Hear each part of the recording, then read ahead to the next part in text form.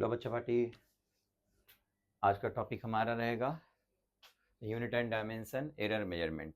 ठीक है बच्चा, यहाँ से भी तुम लोगों का जेईई मेन में जितना क्वेश्चन आया हुआ है वो क्वेश्चन भी हम लोग देखते हैं किस तरह से करेंगे और एग्जाम में हम लोग उसको कैसे अप्रोच करेंगे।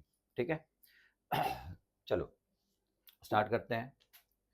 The dimensional formula of half epsilon not E square epsilon naught permittivity of vacuum and E electric field is m to the power a l to the power b t to the power c. The value of 2a minus b plus c equal to 0. तो बच्चा unit and dimension का जब हम लोग problem करेंगे तो हम लोगों को बहुत सारा चीज़ जो है फॉर्मूला वो तो पता है, तो उसको हम लोग को याद रखना पड़ेगा जिसको हम लोग डायरेक्ट क्वेश्चन बनाने के लिए यूज़ कर सकते हैं। जैसे यहाँ पर देखो half epsilon not E square, ये हम लोग पढ़े हैं कि एक किसका फॉर्मूला होता है, this is called energy density, that means energy per unit volume. तो ये पूरा चीज़ का डायमेंशन को हम लोग डायरेक्ट लिख सकते हैं। एनर्जी डेंसिटी का मतलब हो गया energy per unit volume. Energy का डायमेंशनल फॉर्मूला हम लोग जानते हैं, M L square T to the power -2 divided by density. Density sorry volume, volume का मतलब हो गया एल क्यूब, है ना। अब इसको ऊपर लेकर के चले जाओ तो ये हो गया M L to the power -1 T to the power -2। अब इसके साथ कंपेयर करेंगे हम लोग तो ये सारा वैल्यूज हमको पता है, दैट मीन्स ए का वैल्यू 1 हो गया, बी का वैल्यू -1 हो गया और सी का वैल्यू -2 हो गया।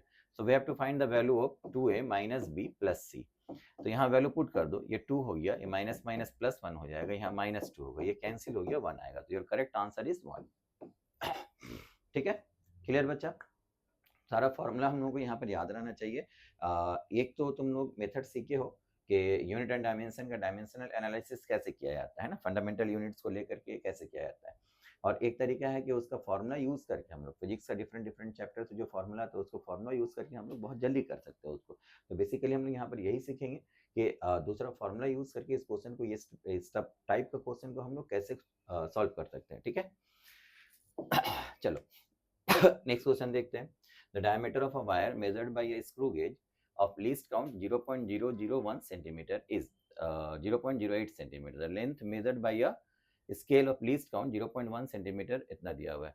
When a weight of 100 Newton is applied to the wire, the extension in the length is 0.5 centimeter. Measured by a micrometer of least count this one. तो जो मेजरमेंट का लीस्ट काउंट दिया हुआ है, जो चीज़ को हम लोग मेजरमेंट कर रहे हैं, जैसे लेंथ को मेजरमेंट कर रहे हैं या एक्सटेंशन को मेजरमेंट कर रहे हैं, ये सब का लीस्ट काउंट बच्चा तुम लोगों को दे दिया। डायमीटर मेजरमेंट कर रहे हैं, ये जो मेजरमेंट कर सकते हैं उसका लीस्ट काउंट दिया हुआ है। अगर लीस्ट काउंट दिया हुआ रहेगा, वहां से तुमको अगर वैल्यू निकालने के लिए बोलेगा Young's modulus the error in the measurement of y, तो error in measurement of y निकालने के लिए तुमको पहले वाई का वैल्यू का जरूरत पड़ेगा। तो तुम लोग को वाई का वैल्यू पहले निकाल करके रखो।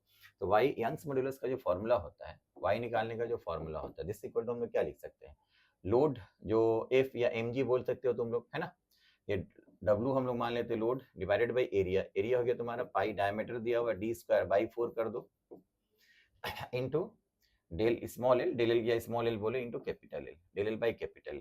ये सारा वैल्यूज दिया हुआ है। देखो डब्लू का वैल्यू यहाँ पर दिया हुआ, वेट कितना दिया हम लोग 100 न्यूटन, 100 न्यूटन।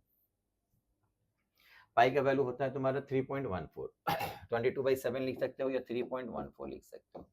ये 4 को ऊपर कर दे रहे हैं, बाई 4 जो बचा इसको ऊपर कर दे रहे हैं। डी हो गया डायमीटर। डायमीटर तुम्हारा बोल दिया है, diameter of the wire measured by the screw gauge is 0.0 is this one. ये एरर लीस्ट काउंट है, ये डायमीटर है 0.08 सेंटीमीटर। तो 0.08 सेंटीमीटर को अगर हम लोग मीटर में चेंज कर लेंगे एम के सिस्टम में, तो ये हो गया तुम्हारा 0.08 मतलब 8 टू द पावर -2। 0.08 सेंटीमीटर का मतलब हो गया 8 टू द पावर -2 सेंटीमीटर। अब इसको मीटर में चेंज करोगे तो 8 इंटू 10 टू द पावर -2 को फिर 100 से डिवाइड करेंगे तो 10 टू द पावर -4 हो जाएगा। तो डायमीटर का वैल्यू यहाँ पर लिखेंगे तो ये 64 होगा इंटू 10 टू द पावर -4 का स्क्वायर करो -8 होगा। ठीक है, into length small L extension. तो एक्सटेंशन जो हो रहा है scale least count this one, length is 150 centimetre और यहाँ पर हो गया the extension in the length is 0.5 centimetre.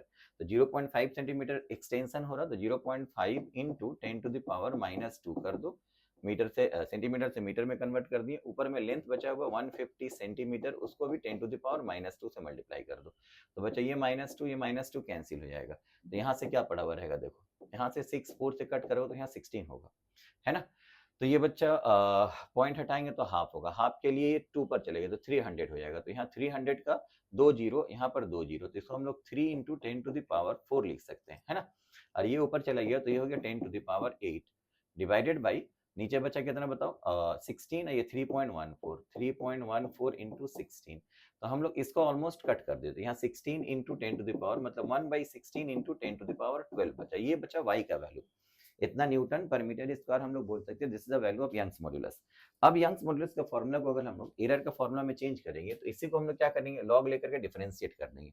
क्योंकि यहाँ पर इसका W का लीस्ट काउंट नहीं दिया हुआ है तो W को यहाँ पर एक कांस्टेंट की तरह ट्रीट किया जाएगा, ठीक है। तो W का भी अगर लीस्ट काउंट, जिसमें इंस्ट्रूमेंट से मेजरमेंट करो उसका लीस्ट काउंट अगर दिया रहता तो उसका भी एरर दिया हुआ रहता तो उसको भी हम लोग परसेंटेज एरर में कैलकुलेट करते हैं। लेकिन यहाँ पर W को हम लोग एज अ कांस्टेंट ट्रीट करेंगे। तो यहाँ पर Y का जो परसेंटेज एरर होगा बच्चा, del y by Y, log लेकर के डिफरेंशिएट कर दो, del L by L. Diameter के लिए लिखेंगे हम लोग 2 into del D by D, और स्मॉल एल के लिए लिखेंगे del into small L by small L, ठीक है। क्योंकि यहाँ सिर्फ एरर बोला, परसेंटेज एरर नहीं बोला, इसीलिए हम लोग 100 से नहीं मल्टीप्लाई करेंगे। तो यहाँ तुम्हारा ये हो गया मैक्सिमम एरर। अगर कभी एरर निकालने के लिए बोलते हैं तो वो हमेशा याद रखोगे, we have to find maximum error. Maximum error के लिए यहाँ पर हमेशा बीच में प्लस साइन आता है, ये हम लोग ऑलरेडी पढ़े जानते हैं। तो अब सब वैल्यूज पुट करो यहाँ पर। तो डेल एल बाई एल का मतलब क्या हो गया, लेंथ तुमको दिया हुआ था, length is 150 centimetre and least count इस इंस्ट्रूमेंट का 0.1 दे दिया हुआ था। तो यहाँ पर 0.1 डिवाइडेड बाई 150। डायमीटर का लीस्ट काउंट बच्चा दिया हुआ था 0.001 डिवाइडेड बाई 0.01, तो ये हो गया 0.001 डिवाइडेड बाई 0.08। एंड एक्सटेंशन के लिए तुम लोग को यहाँ पर बोल दिया था, लीस्ट काउंट दिया हुआ था 0.001 डिवाइडेड बाई 0.5, तो ये हो गया 0.001 डिवाइडेड बाई 0.5, ठीक है। तो इसको तो हम लोग बच्चा लिख सकते हैं, एक जीरो अगर तुम लोग ऊपर कर दोगे तो ये 0.01 बाई 15 हो गया। यहाँ से 2 पॉइंट अगर हम लोग कैंसिल कर देंगे, 2 पॉइंट अगर तुम लोग कैंसिल कर दोगे तो यहाँ पर हो जाएगा 0.1/8, है ना। 2 से कट कर दो तो 0.1/8 हो जाएगा, जो 0.1/4 हो जाएगा। यहाँ से पॉइंट एक हटाएंगे अगर हम लोग, या फिर इसको हाफ कर दो, हाफ के लिए 2 ऊपर चला जाएगा, 2 अगर ऊपर चला जाएगा तो यहाँ पर बचेगा हाफ हो गया ना, हाफ के लिए 2 ऊपर चलेगा तो ये 0.002 हो जाएगा। यहाँ एलसीएम लेंगे अगर हम लोग, दिस इज 15 4 जार 16 60 हो जाएगा, 60 15 4 जार 60 होगा। तो यहाँ पर 15 चौके 60, 4 से मल्टीप्लाई करो तो ये हो गया 0.04, ओके। यहाँ पर 4 15 से मल्टीप्लाई करेंगे तो 60 होता है, 15 यहाँ पर मल्टीप्लाई कर दो, यहाँ मल्टीप्लाई करो तो 1.5 होगा। यहाँ पर हो गया पूरा 60 मल्टीप्लाई कर दो तो 60 के लिए 60 के लिए 120 होगा, 120 में 3 मतलब 0.12 होगा ना, 0.12 हो जाएगा। 120 आ रहा है, यहाँ पर 120 होगा, 2 के साथ 60 मल्टीप्लाई करो 120 आएगा। 120 के लिए यहाँ पर देखो 3 डिजिट के बाद डेसिमल है, तो 3 डिजिट के बाद डेसिमल देंगे तो 120 का यहाँ पर 0 भी रहेगा, तो यहाँ 0.12 हो जाएगा, है ना, डिवाइडेड बाई 60। ये हो गया डेल वाई बाई वाई। तो सिर्फ डेल वाई का जो वैल्यू निकालेंगे हम लोग, ये ऐड कर दो, कितना आएगा बताओ, यहाँ से ये 2, ये 4, यहाँ 0, तो ये 6 हो गया, यहाँ पर 1, यहाँ पर 5, 6, तो यहाँ पर भी 6 हो जाएगा, और ये बना 1.66 बाई 60 इंटू y का वैल्यू हम लोग वहां से निकाल करके रखे थे, विच इज इक्वल टू 1/16, है ना। तो into 10 to the power 12, 10 to the power 12, 10 to the power 12 हो जाएगा, ओके। अच्छा यहाँ से देखो, ये 10 टू द पावर 12 की जगह alpha into 10 to the power 9 लिखा। इस फॉर्म में अगर हम लोग सजाएंगे alpha into 10 to the power 9, तो इसको लिख सकते हैं हम लोग 1.66 डिवाइडेड बाई, ये हो गया 60 इंटू, यहाँ 16 लिखो, यहाँ 10 टू द पावर 9 के लिए 1000 निकाल लो, यहाँ से 1000 निकाल लो, 10 टू द पावर 9 रहा, 1000 निकाल लिया तो 10 टू द पावर 9 रहा, ठीक है। तो ये हो गया 10 टू द पावर 9, ये पूरा वैल्यू हो गया अल्फा का वैल्यू। अब इसका अल्फा का वैल्यू तुम्हारा नियरेस्ट ऑप्शन इसमें से कौन सा हो सकता है, अप्रोच कैसे करेंगे, देखो 16 से अगर हम लोग कट करेंगे तो एक जीरो यहाँ पर कट कर दो, तो 16 इंटू 6, 16 छके क्या कितना होता है 96, 96 होता है, तो ऊपर में 100 नीचे में 96, ये ऑलमोस्ट कट जाएगा ना, कट जाने के बाद कितना बचना चाहिए 1.66, तो तुम्हारा आंसर जो होगा 1.66 के करीब होना चाहिए। तो 1.66 के करीब कौन सा ऑप्शन दिया हुआ, देखो 1.3, 0.25, 0.13, 1.65, तो तुम्हारा करेक्ट आंसर ये हो जाएगा। क्लियर बच्चा, ठीक है, समझ में आ रहा है। एग्जाम में ये सारा कोर्स कैलकुलेशन, इससे पहले जितना सारा टॉपिक हम लोग इस सीरीज का पढ़े हैं उस समय तुम लोगों को कैलकुलेशन करने के लिए बहुत ज्यादा जगह में सिखाएं कि कैसे हम लोग एग्जाम में कैलकुलेशन कर सकते हैं। कॉम्प्लिकेटेड कैलकुलेशन अगर आ जाएगा तो डरना नहीं है बच्चा, घबराना नहीं है, पेशेंस रख करके अच्छे से ट्राई करो लॉजिक यूज करो कि कैसे हम लोग इसको कर सकते हैं, क्विक कैलकुलेशन कैसे करते हैं, बहुत सारा तरीका सिखाएं, उससे हम लोग करेंगे तो फाइनली जो टाइम दिया हुआ रहता है उस टाइम के अंदर ही हम लोग का कैलकुलेशन कंप्लीट हो जाएगा। ओके चलो नेक्स्ट क्वेश्चन देखते हैं हम लोग। तो dimension of universal gravitational constant g in terms of Planck's constant h, distance l and mass m and time t r। तो यहाँ से अगर तुम लोग ग्रेविटेशनल कांस्टेंट का डायमेंशनल फॉर्मूला निकालोगे तो dimensional formula of gravitational constant जो होगा इन टर्म्स ऑफ, देखो क्या क्या बोला है, h Planck's constant, l distance, m mass and t time. तो जैसे ही हम लोग फंडामेंटल यूनिट को चेंज करते हैं, हर फिजिकल क्वांटिटी का डायमेंशनल फॉर्मूला भी चेंज हो जाता है। तो बनाने का हम लोग का तरीका क्या है, जो न्यू फंडामेंटल क्वांटिटी है उसके ऊपर पावर क्या होगा वो हम लोग नहीं जानते, तो वही पावर हम लोग को निकालना पड़ता है। तो पावर हम लोग लेट कर लेते हैं ABCD, है ना। अब दोनों तरफ का डायमेंशनल फॉर्मूला लिखेंगे, इसका भी लिखेंगे, इसका भी लिखेंगे, उसके बाद सेम डायमेंशन का पावर को इक्वेट करेंगे, वहां से सॉल्व करेंगे, ABCD जो भी वैल्यू अननोन है वो सब वैल्यू निकालेंगे, ठीक है। उसके बाद हम लोग यहाँ पर पुट कर देंगे तो डायमेंशनल फॉर्मूला निकल जाएगा। लेकिन बच्चा ये एक लेंथी मेथड है ये तरीका यही है बुक में जो दिया हुआ रहता है, लेकिन ये एक लेंथी मेथड है। तो हम लोग हमेशा इस टाइप का क्वेश्चन को करने के लिए कुछ अल्टरनेटिव मेथड ऐसा खोज करके रखेंगे ताकि हमारा टाइम जो दिया हुआ रहेगा एग्जाम में उस टाइम के अंदर क्वेश्चन को अप्रोच कर सको, ठीक है। तो यहाँ पर एक चीज तुम लोगों को इससे पहले भी बताए थे, याद रखना, ये क्या है, एच प्लैंक्स कांस्टेंट। तो प्लैंक्स कांस्टेंट का जो रिलेशन हम लोग ज्यादातर पढ़ते हैं मॉडर्न फिजिक्स में वो होता है एनर्जी ऑफ फोटोन, है ना। तो एनर्जी ऑफ फोटोन जो होता है वो hc/लैम्डा होता है, hc/लैम्डा। और एक चीज दिया हुआ यहाँ पर नया चीज जो हो कैपिटल जी, तो कैपिटल जी ग्रेविटेशन कांस्टेंट जो हम लोग पढ़ते हैं ग्रेविटेशन चैप्टर में। तो अगर चूंकि ये एनर्जी है hc/लैम्डा, तो कैपिटल जी को लेकर के जो इक्वेशन लिखेंगे एनर्जी का, तो एनर्जी का फॉर्मूला डिफरेंट आएगा लेकिन डायमेंशन और यूनिट तो सेम आएगा, कोई भी चैप्टर ले लो। तो अगर हम लोग कैपिटल जी को लेकर के ग्रेविटेशनल फील्ड का, अगर ग्रेविटेशनल चैप्टर का हम लोग एनर्जी का फॉर्मूला लिखे तो वहां पर फॉर्मूला आता है हमारा G m1 m2 by r।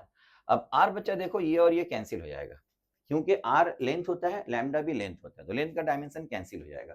अब यहाँ तुमको बोला है कैपिटल जी का डायमेंशन निकालने के लिए, तो कैपिटल जी का डायमेंशन जो होगा वो होगा h c divided by m into M, m into M का मतलब हो गया m square, m into M का मतलब हो गया m स्क्वायर, यहाँ h आ गया, यहाँ c रहेगा। अगर इन टर्म्स ऑफ c बोलता, ऐसा भी क्वेश्चन आता है, अगर इन टर्म्स ऑफ c बोलता तो c को हम लोग वहीं छोड़ देते, लेकिन यहाँ पर इन terms of l and t बोला है ना, l एंड t, तो c क्योंकि स्पीड होता है तो स्पीड का डायमेंशन हम लोग वहां पर लिख सकते हैं, स्पीड का डायमेंशन कितना होगा l t to the power -1, तो स्पीड को यहाँ हटा करके l t to the power -1 लिख देंगे। तो g का डायमेंशन तुम्हारा हो जाएगा बच्चा कितना बताओ, h t to the power -1 l m to the power -2, ठीक है।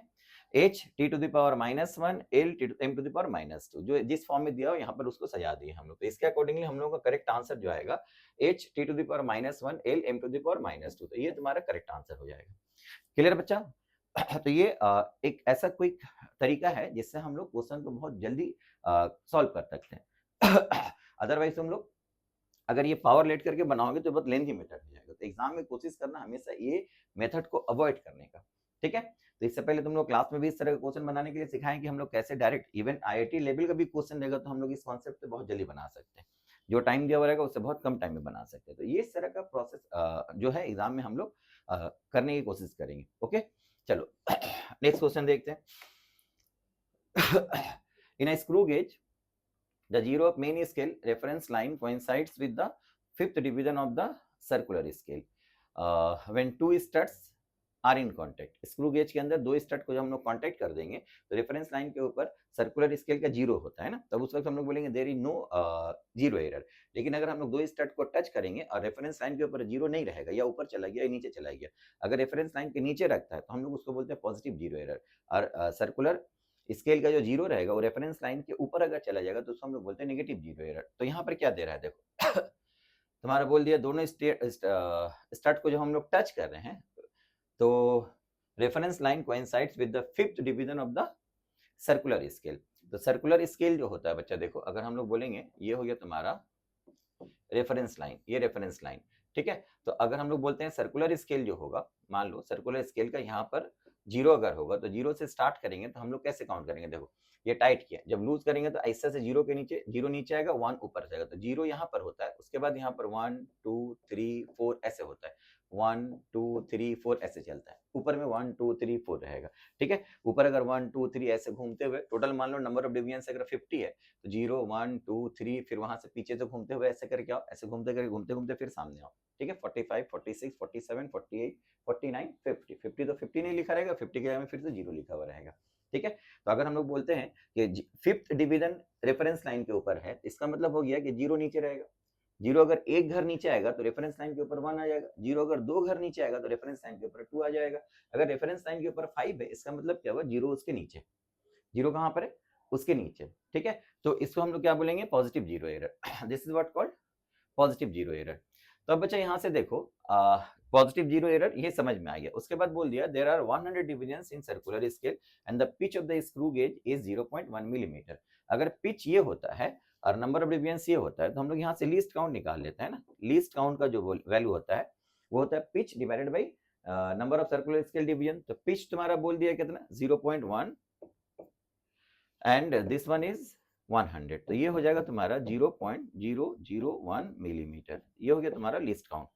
Okay, when diameter of a sphere is measured the reading of the main scale is 5 millimeter। reading of the main scale तुम्हारा कितना हो गया 5 millimeter and 50th division of the circular scale coincides with the reference line of the main scale।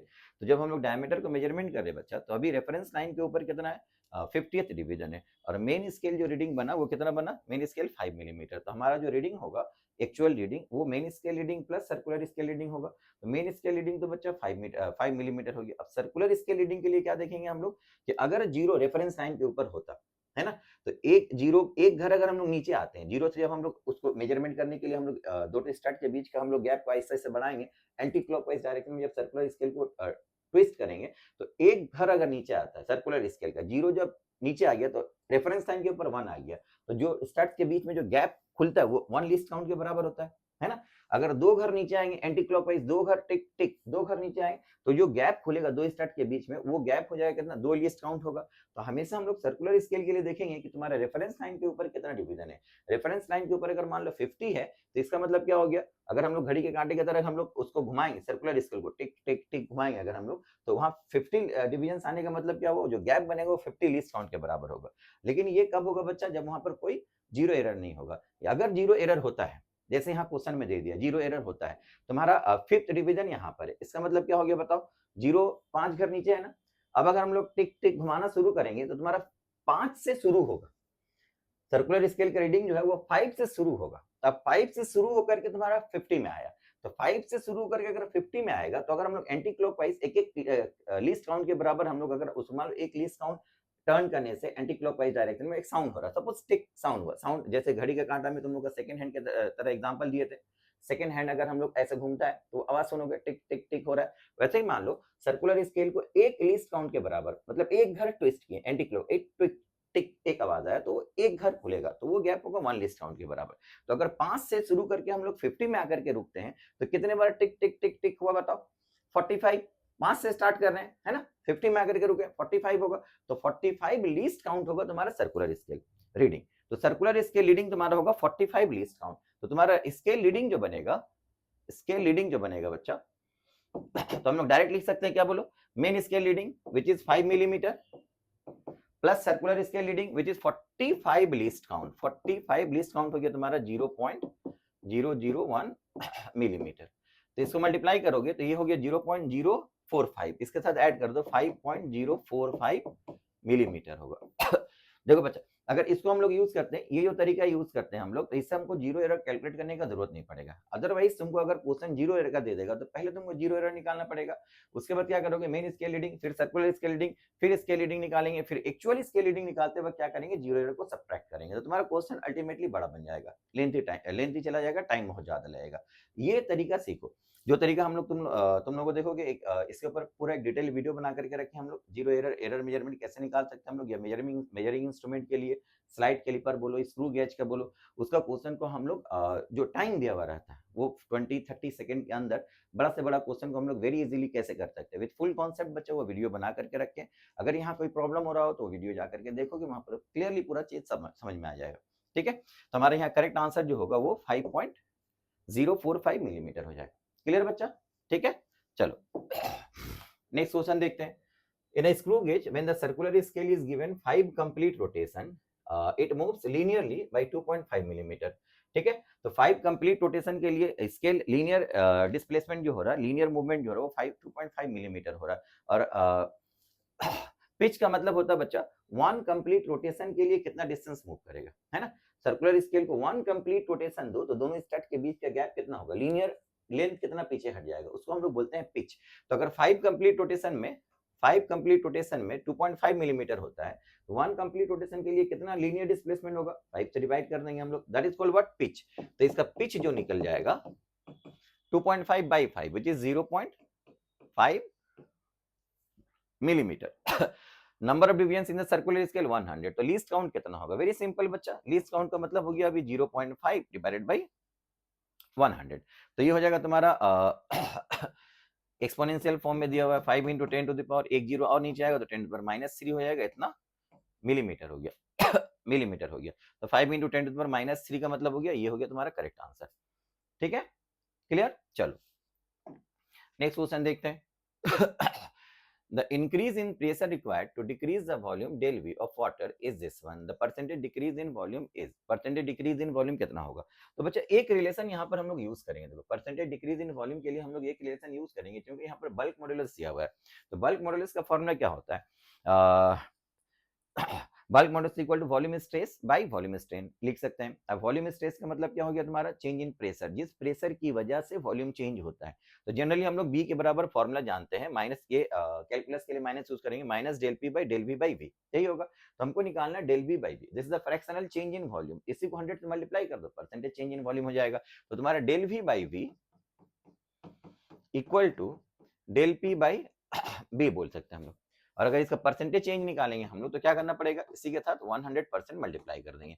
तो जिस pressure की वजह से volume change हो रहा है वो चेंज इन प्रेशर तुमको दे दिया, देखो the increase in pressure required to decrease the volume del V of the water is this one. तो ये वो प्रेशर चेंज है जिसकी वजह से वॉल्यूम चेंज हो रहा है। तो इसको हम लोग डायरेक्ट लिख सकते हैं 6.3 × 10 टू द पावर 7। ठीक है, और जहां पर बल्क मॉडुलस का वैल्यू दे दिया हुआ तुम्हारा 2.1 × 10 टू द पावर 9 इंटू 100 से मल्टीप्लाई कर दो, परसेंटेज हो जाएगा। तो ये 10 टू द पावर 7, ये 100, 10 टू द पावर 9, नीचे भी 10 टू द पावर 9, ये कैंसिल हो जाएगा, इसको कट करो 3 होगा, तो आंसर बन गया तुम्हारा 3%। ठीक है, तो 3% is your correct answer. Clear बच्चा? ठीक है, चलो नेक्स्ट क्वेश्चन देखते हैं हम लोग। अच्छा, ये मैचिंग करने का क्वेश्चन है। मैचिंग वाला क्वेश्चन बनाने का तरीका क्या बताएं, हम लोग हमेशा मैचिंग में वो एक ऑप्शन खुद ढूंढेंगे ए बी सी डी जिसमें हर एक का ऑप्शन जो मैच हो रहा है वो डिफरेंट हो। जैसे यहाँ पर ए का मैचिंग जो हो रहा है, यहाँ पर देखो A3 A1 A4 A1, तो यहाँ पर 1 1 दो बार आ गया है। अब बी देखोगे तो यहाँ पर 4 2 3 4, अच्छा यहाँ 4 4 दो बार आ गया है। सी के लिए 1 3 1 3, तो इस दो ही ऑप्शन है 1 और 3, लेकिन दो बार आ गया है। डी देखोगे तो 2 4 2 2, यहाँ पर सब 2 है, एक D4 आ गया। ठीक है, तो सी और डी को लेने से कोई फायदा नहीं है। तो हम लोग मतलब यहाँ पर इस तरह क्वेश्चन अगर कोई ऐसा रहता ए के साथ जो मैचिंग है सब अलग अलग है 1 2 3 4, अगर ऐसा रहता तो सिर्फ ए को मैच कराते हैं, जो मैच करेगा वही आंसर हो जाएगा। लेकिन अगर डबल होगा, रिपीट होगा, तो हम लोग को 2 बार इस बार अब तुमको देखना पड़ेगा 2 मैचिंग, एक और एक, दो को मैच करना पड़ेगा। दो कैसे मैच करेंगे, देखो पहला यहाँ पर तुम लोग देख लो, जो पहले से तुम लोग जानते हो थ्रेशोल्ड फ्रीक्वेंसी हम लोग जानते हैं। फ्रीक्वेंसी हम लोग जानते हैं, तो लास्ट वाला ऐसे भी कोई फायदा नहीं। देखो डी का 2 2 2 यही दिया ना, 2 2 तो 2 ही आएगा, 2 ही आएगा। अगर 4 आया तो कुछ चेक करने का जरूरत नहीं, डायरेक्ट इसको टिक कर दो। ठीक है, डी फ्रीक्वेंसी है, फ्रीक्वेंसी चाहे जो भी हो, थ्रेशोल्ड फ्रीक्वेंसी हो या कोई भी फ्रीक्वेंसी, फ्रीक्वेंसी का मतलब होता है dimension 1/t, T to the power -1। तो टी टू द पावर -1 कौन दिया, दिस वन, तो इसका तो मैचिंग 2 के साथ होगा। देखो टी डी 2 दिया हुआ था, इसको सोचने की जरूरत ही नहीं है। अब बचा वर्क फंक्शन। वर्क फंक्शन का मतलब होता है kind of energy. Work function क्या है, this is the kind of energy, है ना, amount of energy of the photon required to eliminate 1 electron from the metal surface, उसको हम लोग वर्क फंक्शन बोलते हैं। वो भी एक एनर्जी हो गया। अब एनर्जी का dimension is always ml² T⁻²। तो ml² T⁻², कहाँ, यहाँ पर दो सी का मैचिंग 1 के साथ होगा, ठीक है। D2C1, तो D2C1 दो तो ऑप्शन आ गया। अब थर्ड वन भी चेक करना पड़ेगा, तो प्लैंक्स कांस्टेंट भी चेक कर सकते हो तुम लोग, स्टॉपिंग पोटेंशियल भी चेक कर सकते हो। प्लैंक्स कांस्टेंट का डायमेंशन के लिए क्या बोले थे, एनर्जी इक्वल टू होता है तुम्हारा एच न्यू, है ना। न्यू का फ्रीक्वेंसी का डायमेंशन होता है 1/t, तो एनर्जी को कैपिटल टी से मल्टीप्लाई कर दो, डायमेंशन ऑफ एच निकल जाएगा m L square T to the power -2, उसको टी से मल्टीप्लाई कर दो, it becomes m L square T to the power -1। ये बना प्लैंक्स कांस्टेंट का dimensional formula. m L square T to the power -1 मतलब ये हो गया। तो प्लैंक्स कांस्टेंट का मैचिंग 3 के साथ हो रहा, मतलब a का 3 कहां पर है, देखो a 3 के साथ मैच कर रहा है। अच्छा A3 के साथ, अगर पहला बच्चा, अगर पहले हम लोग A देखते हैं तो फिर हम लोग को BCD करने का जरूरत ही नहीं पड़ता है ना। तो अगर हम लोग A से स्टार्ट करते, देखो A में 3 है, 1 है, 4 है, 1 है, तो A3 है, A3 और किसी के साथ नहीं है ना, तो फिर BCD कुछ निकालने की जरूरत नहीं है। तो करेक्ट आंसर तुम्हारा कितना हो जाता है, 1 हो जाता। तो ये हो गया तुम्हारा करेक्ट आंसर। तो पहला वाला अगर हम लोग प्लैंक्स कांस्टेंट का डायमेंशन चेक करते हैं, किसके साथ चेक किया, तो BCD कुछ जाने की जरूरत नहीं है, डायरेक्ट टिक कर दो, बिकॉज A3 और दोबारा रिपीट हुआ ही नहीं है, तो एक ही आंसर, डायरेक्ट आंसर हो जाएगा।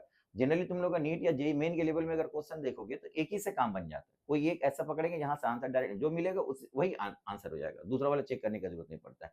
मिनिमम एक या फिर दो चेक करना पड़ता है जनरली जेईई एडवांस के लिए। जेईई एडवांस का भी इस तरह का बहुत सारा क्वेश्चन तुम लोग को देखोगे बताएं, वहां पर मैचिंग के लिए एटलीस्ट एक की जगह 2 का जरूरत पड़ जाता है, ठीक है। चलो नेक्स्ट क्वेश्चन देखते हैं हम लोग। In a vernier caliper, when both jaws touch each other, zero of the vernier scale is shifted to the zero of the right to the zero of the main scale, and seventh vernier division coincides with the main scale reading. If the value of one main scale division is 1 millimeter and there are 10 vernier scale divisions, then the vernier caliper has vernier caliper has.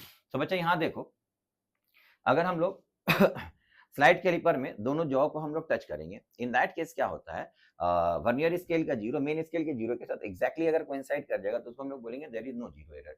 लेकिन अगर वो coincide नहीं करता है तो या तो नीचे वाला मान लो vernier scale division, vernier scale main scale से पहले रुक जाएगा या फिर क्रॉस करके अंदर चला जाएगा।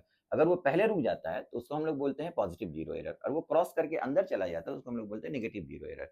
अगर देखो ऊपर है तुम्हारा, ऊपर हो गया तुम्हारा मेन स्केल, ठीक है, और वर्नियर इसके लिए पीछे से आ रहा है, अगर यहीं रुक गया, पहले रुक गया तो पॉजिटिव जीरो एरर। तो इन दैट केस हम लोग बोलेंगे ये वर्नियर का जो जीरो होगा मेन स्केल के जीरो के राइट साइड में है ना, और अगर ये क्रॉस करके अंदर चला जाता तो ये नेगेटिव जीरो एरर होता। उस वक्त हम लोग बोलते हैं वर्नियर का जो जीरो होगा वो मेन स्केल के जीरो के लेफ्ट साइड में होगा। तो अगर वर्नियर स्केल का जीरो मेन स्केल के जीरो के लेफ्ट साइड में चला गया तो फिर वो क्रॉस करके अंदर चला गया, नेगेटिव जीरो एरर होगा। लेकिन मेन स्केल के जीरो के राइट साइड में अगर वर्नियर का जीरो है तो वो उससे पहले खड़ा है ना, क्रॉस नहीं किया, तो उसको हम लोग बोलेंगे पॉजिटिव जीरो एरर। तो यहाँ पर तुमको बोल दिया है कि shifted to vernier scale, zero जो होगा zero of the vernier scale is shifted to right of the zero of the main scale के राइट साइड में है, यानी उसके बाहर खड़ा है, तो उसको हम क्या बोलेंगे पॉजिटिव जीरो एरर। तो पॉजिटिव जीरो एरर में यहाँ पर देखो ऑप्शन तुमको दे दिया होता है, जीरो एरर का वैल्यू निकालने के लिए बोला था ना, तो यहाँ पर देखो इतना सेंटीमीटर नेगेटिव जीरो एरर, इतना सेंटीमीटर नेगेटिव जीरो एरर, तो ये दोनों तो ऐसे ही कैंसिल हो गया, ठीक है।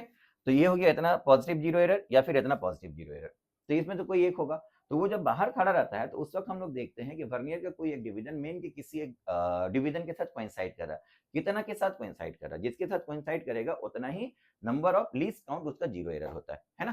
तो यहाँ पर हम लोग को बोल दिया है one main scale division 1 millimetre. अच्छा सेवेंथ है, देखो seventh vernier division coincides with the main scale, तो यहाँ पर जीरो एरर जो होगा, जीरो एरर जो होगा बच्चा वो पॉजिटिव जीरो एरर होगा, पॉजिटिव जीरो एरर होगा, और वो पॉजिटिव जीरो एरर किसके बराबर होगा, 7 लीस्ट काउंट के बराबर होगा, ठीक है। तो 7 लीस्ट काउंट में अगर तुम्हारा 10 वर्नियर स्केल डिवीजन होता है तो 10 वर्नियर स्केल डिवीजन के लिए हम लोग if the value of one main scale division is 1 millimeter and there are 10 vernier scale divisions then the vernier caliper has, ठीक है। देखो यहाँ पर 10 वर्नियर स्केल डिवीजन जब दिया हुआ रहता है तो हम लोग क्या देखते हैं generally 10 vernier scale division 9 main scale division के साथ कोइंसाइड करता है, तो उस वक्त हमारा लीस्ट काउंट का जो वैल्यू आएगा 1/10 into 1 main scale division which is equal to 0.1 millimetre, है ना। तो अगर 1 मिलीमीटर मेन स्केल डिवीजन है और 10 vernier scale 9 main scale division के साथ कोइंसाइड कर रहा है तो तुम्हारा लीस्ट काउंट कितना होगा 0.1 मिलीमीटर। तो 0.1 मिलीमीटर को अगर तुम सेंटीमीटर में कन्वर्ट करोगे तो 0.01 सेंटीमीटर, बिकॉज ये सब सेंटीमीटर में दिया हुआ है देखो, ठीक है। तो लीस्ट काउंट यहाँ 0.01 सेंटीमीटर होगा, तो 7 इंटू 0.01 सेंटीमीटर मल्टीप्लाई कर दो, यहाँ प्लस दे दो तो ये प्लस 0.07 सेंटीमीटर हो जाएगा least count. Sorry zero error, तो zero error positive zero error होगा and the value will be 0.07 centimetre, 0.07 centimetre ये वाला ऑप्शन दिया हुआ है, तो ये तुम्हारा करेक्ट आंसर हो गया। क्लियर बच्चा? ठीक है। ये याद रखना, अगर स्क्रू गेज में देता है तो स्क्रू गेज के लिए देखोगे रेफरेंस लाइन जो है, अगर रेफरेंस लाइन सर्कुलर स्केल का जीरो क्रॉस करके ऊपर चला जाता है, उसको क्रॉस करके ऊपर चला गया, ऐसे टाइट करते करते करते यहाँ पर आके रुक गया, तो जीरो के साथ यहाँ पर रुकना चाहिए था, ये क्रॉस करके अगर ऊपर चला जाता है, क्रॉस करके आगे बढ़ जाने का मतलब होगा नेगेटिव जीरो एरर, लेकिन यहाँ पर जब दोनों स्टार्ट टच कर जाएगा और ये नीचे रहेगा, रेफरेंस लाइन के अगर नीचे रहेगा तो फिर हम लोग उसको क्या बोलेंगे, negative zero, positive zero error, cross करके ऊपर चला गया तो फिर उसको हम लोग बोलेंगे नेगेटिव जीरो एरर। ठीक है, तो ये जीरो एरर का कॉन्सेप्ट बच्चा याद रखोगे। यहां दिया हुआ है नेक्स्ट क्वेश्चन में देखो, L C and R represents physical quantities inductance, capacitance and resistance respectively, the dimensional formula M L square T to the power -4 A to the power -2 corresponds to. अब किसका डायमेंशनल फार्मूला ये वाला होगा, तो किसका dimensional formula होगा वो कैसे निकालेंगे हम लोग, फिर हम लोग को एक एक का डायमेंशनल फार्मूला निकाल करके चेक करना पड़ेगा। अगर हम लोग इसका डायमेंशनल फार्मूला पहले वाला निकालते हैं तो ये दिया हुआ तुम्हारा r divided by root over L C, तो 1 by root over L C का डायमेंशनल फार्मूला हम लोग जानते हैं ओमेगा होता है, ये रेजोनेंस एंगुलर फ्रीक्वेंसी है, तो रेजोनेंस एंगुलर फ्रीक्वेंसी का डायमेंशनल फार्मूला बच्चा हम लोग जानते हैं ओमेगा होता है, तो ये बिकम्स कितना r इंटू ओमेगा। अब सिर्फ रेजिस्टेंस का यहाँ डायमेंशनल फार्मूला लिखेंगे और ओमेगा का हम लोग जानते हैं, ओमेगा का डायमेंशनल फार्मूला कितना होता है 2 pi by T, that means this is t to the power -1, तो ये तो टी टू द पावर -1 हो गया। रेजिस्टेंस का डायमेंशनल फार्मूला यहाँ लिख दो, मल्टीप्लाई करके देखो पहला वाला मैच कर रहा है कि नहीं, अगर पहला नहीं मैच करता तो फिर दूसरा वाला को मैच करेंगे, एक एक करके हमको चेक करना पड़ेगा। तो रेजिस्टेंस का डायमेंशनल फार्मूला निकालने के लिए हम लोग क्या करते हैं बताओ, resistance equal to R equal to हम लोग क्या लिख सकते हैं, V equal to I into R, तो R equal to V by I हो जाएगा। वी हो गया तुम्हारा पोटेंशियल, पोटेंशियल का मतलब हो गया एनर्जी, पोटेंशियल का फॉर्मूला हो गया तुम्हारा we can say potential energy per unit test charge, है ना, W equal to Q into V होता है, तो V equal to W by Q हो जाएगा। तो यहाँ से हम लोग पोटेंशियल के लिए लिख सकते हैं कितना, M L square T to the power -2 divided by charge, charge के लिए हो जाएगा तुम्हारा I इंटू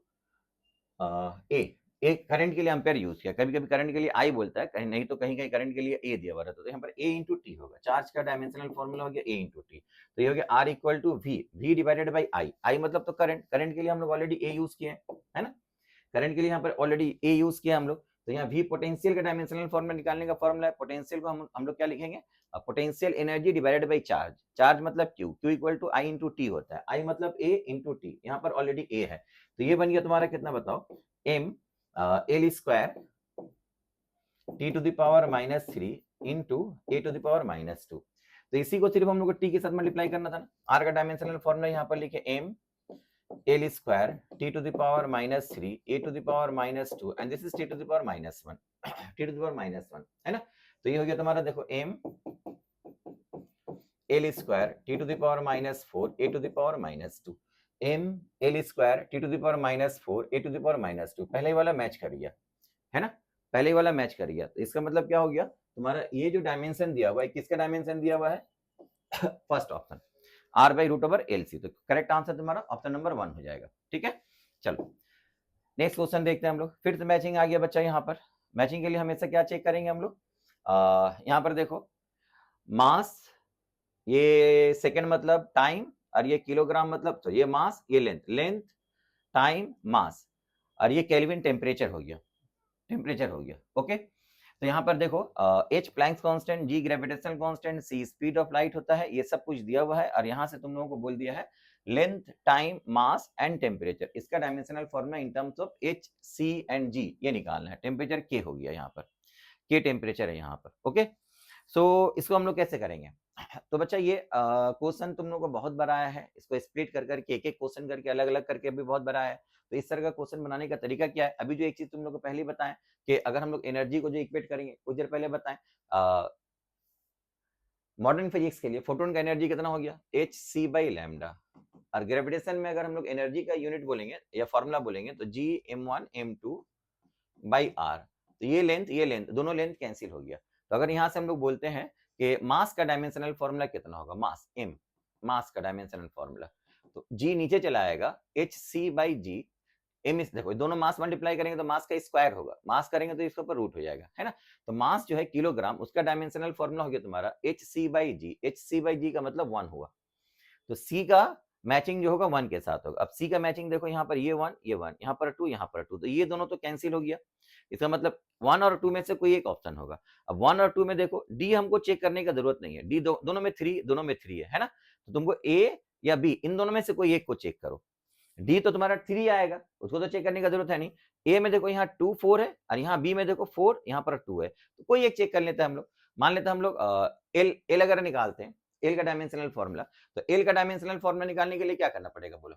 एल का डायमेंशनल फॉर्मूला देखो, ये क्वेश्चन इंडिविजुअली बहुत बार तुम लोग क्लास में भी किए होगे, ठीक है, लेकिन इसको अगर हम लोग डायमेंशनल एनालिसिस के मेथड से अगर बनाएंगे, पावर लेट कर करके बनाएंगे, तो 4 अलग अलग क्वेश्चन बना। अब 4 अलग अलग क्वेश्चन में एटलीस्ट 2 तो बनाना पड़ेगा, जैसे एक ये बनाए, 2 सा बनाना पड़ेगा। ये अगर तुम लोग पावर लेट करके बनाते तो ये एक अपने आप में एक लंबा सा क्वेश्चन बनेगा। अगर ये मैच कर गया सपोज ये वाला, तो अभी तो तुमको आंसर नहीं मिला, अब दूसरा वाला करना पड़ेगा। अब दूसरा वाला फिर से पावर अगर हम लोग लेट करके बनाएंगे तो वो भी एक लंबा सा मेथड बन जाएगा।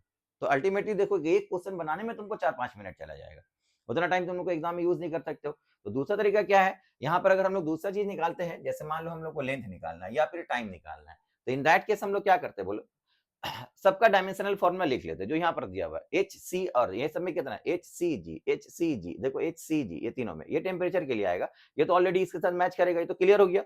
डी किसके साथ मैच करेगा, 3 के साथ, ये तो क्लियर हो गया। अब बाकी सब में देखो क्या है, एच सी और जी, यही है ना।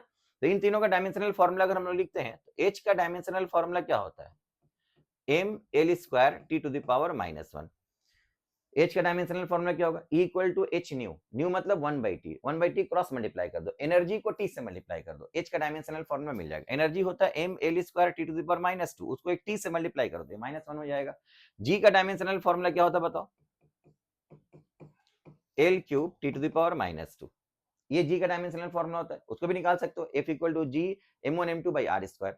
एफ फोर्थ डायमेंशनल फॉर्मूला लिखो, आर स्क्वायर से मल्टीप्लाई करो, दो तो मास था, मास स्क्वायर से डिवाइड कर दो, तो यहाँ आएगा m to the power -1 L cube T to the power -2, और सी स्पीड ऑफ लाइट होता है जो कि हम लोग जानते हैं, L T to the power -1 होता है, ठीक है। अब अगर तुमको लेंथ का या ये टाइम, सेकंड का मतलब टाइम, लेंथ या टाइम का डायमेंशनल फॉर्मूला निकालना है, तो हम लोग क्या करेंगे, इन तीनों डायमेंशंस को देखो, ये एमएलटी के टर्म्स में दिया हो ना, इनको इस तरह से मल्टीप्लाई या डिवाइड करेंगे, अरेंज करेंगे खुद से, सच दैट कि तुम्हारा जिस चीज का डायमेंशन निकालना है वो आ जाए। जैसे मान लो लेंथ का डायमेंशन निकालना है, तो कैसे अरेंज करेंगे, देखो लेंथ का डायमेंशन के लिए तुमको एम और टी को वहां से एलिमिनेट करना है, सिर्फ एम लाना है, तो क्या करोगे, सिर्फ एल लाना है, तो फिर m और यहाँ m टू द पावर -1 है, इन दोनों को मल्टीप्लाई कर देंगे ना। जैसे इन दोनों को मल्टीप्लाई करोगे, h इंटू जी, क्या बचेगा यहाँ पर देखो, इसको मल्टीप्लाई किया, m कैंसिल हो गया, l cube l to the power 2, तो ये l टू द पावर 5 हुआ, यहाँ t to the power -1 t to the power -2, तो ये हो गया t to the power -3, m eliminate हो गया।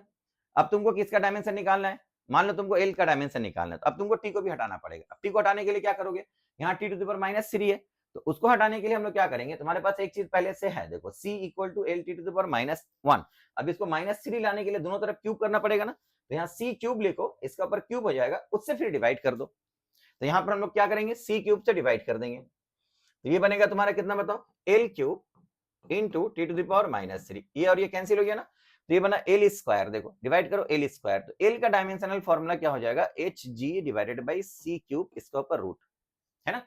तो डायमेंशनल फॉर्मूला ऑफ एल बनेगा क्या चीज बताओ, H C by C cube, H G by C cube, तो लेंथ का डायमेंशनल फॉर्मूला ये बनेगा। तो ए का मैचिंग जो होगा 4 के साथ, ए का मैचिंग 4 के साथ देखो ये वाला, तो तुम्हारा करेक्ट आंसर कौन सा होगा, दिस वन, ठीक है। लेकिन अगर मान लो कि तुमको टाइम का भी डायमेंशन, ये भी अलग से क्वेश्चन दे देगा कि टाइम का डायमेंशनल फॉर्मूला कैलकुलेट करो। अब टाइम का डायमेंशनल फॉर्मूला कैलकुलेट करने के लिए अगर देता तो हम लोग क्या करते, देखो इन दोनों को मल्टीप्लाई करके ये लाए, मतलब एच और सी को मल्टीप्लाई किए, सॉरी एच और जी को मल्टीप्लाई किए, तो क्या मिला, L to the power 5 T to the power -3 T to the power -3। अब हमको टी का डायमेंशनल फॉर्मूला निकालना है, तो फिर हमको एल हटाना पड़ेगा ना। अब एल हटाने के लिए क्या करोगे, फिर से ये रिलेशन को यूज करो, अब दोनों तरफ पावर 5 ले लो, सी टू द पावर 5 करो, इसको डिवाइड कर दो, तो यहाँ पर सी टू द पावर 5 हो जाएगा, तो इस साइड में क्या होगा बताओ बताओ, ये वाला L to the power 5 T to the power -5, तो ये हो गया L to the power 5 T to the power -5, ये दोनों कट गया, इसको ऊपर लेकर के जाओ तो टी स्क्वायर होगा, तो सिर्फ टी का डायमेंशनल फॉर्मूला कितना बनेगा, H G divided by C to the power 5, इसके ऊपर रूट हो जाएगा, ठीक है। तो ये वाला हो जाएगा टाइम का डायमेंशनल फॉर्मूला, ये बनेगा देखो G H by C to the power 5 का रूट हो गया। इंडिविजुअली भी ये क्वेश्चन बहुत बार एग्जाम में आया हुआ है, वेरी इंपॉर्टेंट क्वेश्चन है बच्चा, बहुत बार एग्जाम में आया हुआ है। लेकिन अगर हम लोग इसको पावर लेट करके बनाएंगे, एच के ऊपर पावर, सी के ऊपर पावर, जी के ऊपर पावर, ए बी सी अगर या एक्स वाई जेड मान करके बनाते हैं, पी क्यू आर मान करके बनाते हैं, तो इंडिविजुअली देखो एक क्वेश्चन को ही कैलकुलेशन करने में तुम्हारा बहुत सारा टाइम लग जाएगा, एक क्वेश्चन का कैलकुलेशन में तुम्हारा 3-4 मिनट चला जाएगा, लेकिन एक मैचिंग करने के बाद भी तुम्हारा आंसर नहीं मिलेगा, तो दूसरा वाला मैचिंग करो, फिर से उसको बनाओ, तो और लेंथी टाइम हो जाएगा, टाइम बहुत चला जाएगा। तो इसको बनाने का मेथड ये यूज करेंगे। जनरली इस तरह का क्वेश्चन बनाने के लिए हम लोग 3 मेथड यूज करते हैं। तुम लोग को मेरा वीडियो देखना है यहाँ पर एरर एनालिसिस का, यूनिट एंड डायमेंशन का तुम्हारा वीडियो ऑलरेडी मेरे चैनल में देखना, अपलोड किया हुआ, वहां पर जाकर के देखोगे। इस तरह का क्वेश्चन बनाने का 3 मेथड होता है, वो तीनों मेथड वहां पर सिखाए हैं। एक तुम्हारा बुक का मेथड होता है जो बहुत लेंथी होता है, जिसको हम लोग जनरली कोशिश करेंगे कि एग्जाम में यूज नहीं करें, उसको अवॉइड करें, ठीक है। बाकी और 2 मेथड होता है, उस मेथड के जरिए से हम लोग वेरी क्विकली क्वेश्चन को सॉल्व कर सकते हैं। 2, 4, 5, 10 सेकंड, 15 सेकंड के अंदर क्वेश्चन का आंसर आ जाएगा। लेंथी क्वेश्चन को हम लोग 10, 15 सेकंड, 20 सेकंड के अंदर सॉल्व कर सकते हैं। उसको भी बनाने का तरीका वहां पर बताएं, वहां जाकर के देख सकते हो, जिसको यहाँ पर प्रॉब्लम होगा वो वहां पर देख लेना, उसको क्लियर हो जाएगा, ठीक है। तो ये मेथड जनरली हम लोग एग्जाम में यूज करते हैं, जहां से हम लोग क्वेश्चन को बहुत क्विकली सॉल्व कर सकते हैं। क्लियर बच्चा, ठीक है। चलो नेक्स्ट क्वेश्चन देखते हैं। In an experiment to determine the resistance of a given wire using Ohm's law, the voltmeter and ammeter reading are noted as this. The least count of the voltmeter and the ammeter दिया हुआ है। The estimated error in the resistance, मतलब del are निकालना है। Del are निकालने के लिए तुमको पहले आर का जरूरत पड़ेगा, बिकॉज हम लोग इक्वेशन लिख करके जब हम लोग इक्वेशन से एरर निकालते हैं तो रिलेटिव एरर निकलता है ना, डेल आर बाई आर निकलेगा। तब आर का वैल्यू पुट करेंगे तो डेल आर निकलेगा। तो पहले जो रीडिंग दिया हुआ वहां से तुम आर का वैल्यू निकाल लो। आर का वैल्यू होता है वी बाई आई। वी तुम्हारा वोल्टेज दिया हुआ 10 वोल्ट और आई का वैल्यू दिया हुआ 5, तो ये हो गया 2 ओम। अब डेल आर निकालने के लिए तुमको आर पहले निकालना पड़ेगा, आर का वैल्यू निकाल लिए। अब डेल आर निकालने के लिए क्या करना पड़ेगा, इसी को लॉग लेकर के डिफरेंशिएट कर देंगे। लॉग लेकर के डिफरेंशिएट करेंगे तो तुम्हारा रिलेशन जो बनेगा del R by R equal to क्या बनेगा बताओ, del V by V plus del I by I. तो यहाँ वोल्टेज एंड करंट दोनों का एरर देखो दिया हुआ है। लीस्ट काउंट का मतलब हो गया, उसको लीस्ट काउंट को उस वक्त हम लोग एज एन एरर कंसीडर करते हैं। तो इसका एरर हो गया तुम्हारा लीस्ट काउंट वोल्टेज, वोल्टेज का 500 मिली वोल्ट हो गया। तो इसको लिखो 500 into 10 to the power -3 divided by V. V कितना दिया हुआ था 10 प्लस डेल आई, ये हो गया एरर। लीस्ट काउंट इसका 200 मिली एम्पेयर, तो इसको हम लोग लिखेंगे 200 into 10 to the power -3 divided by I. I का वैल्यू दिया हुआ था 5, ठीक है। ये निकल लिया।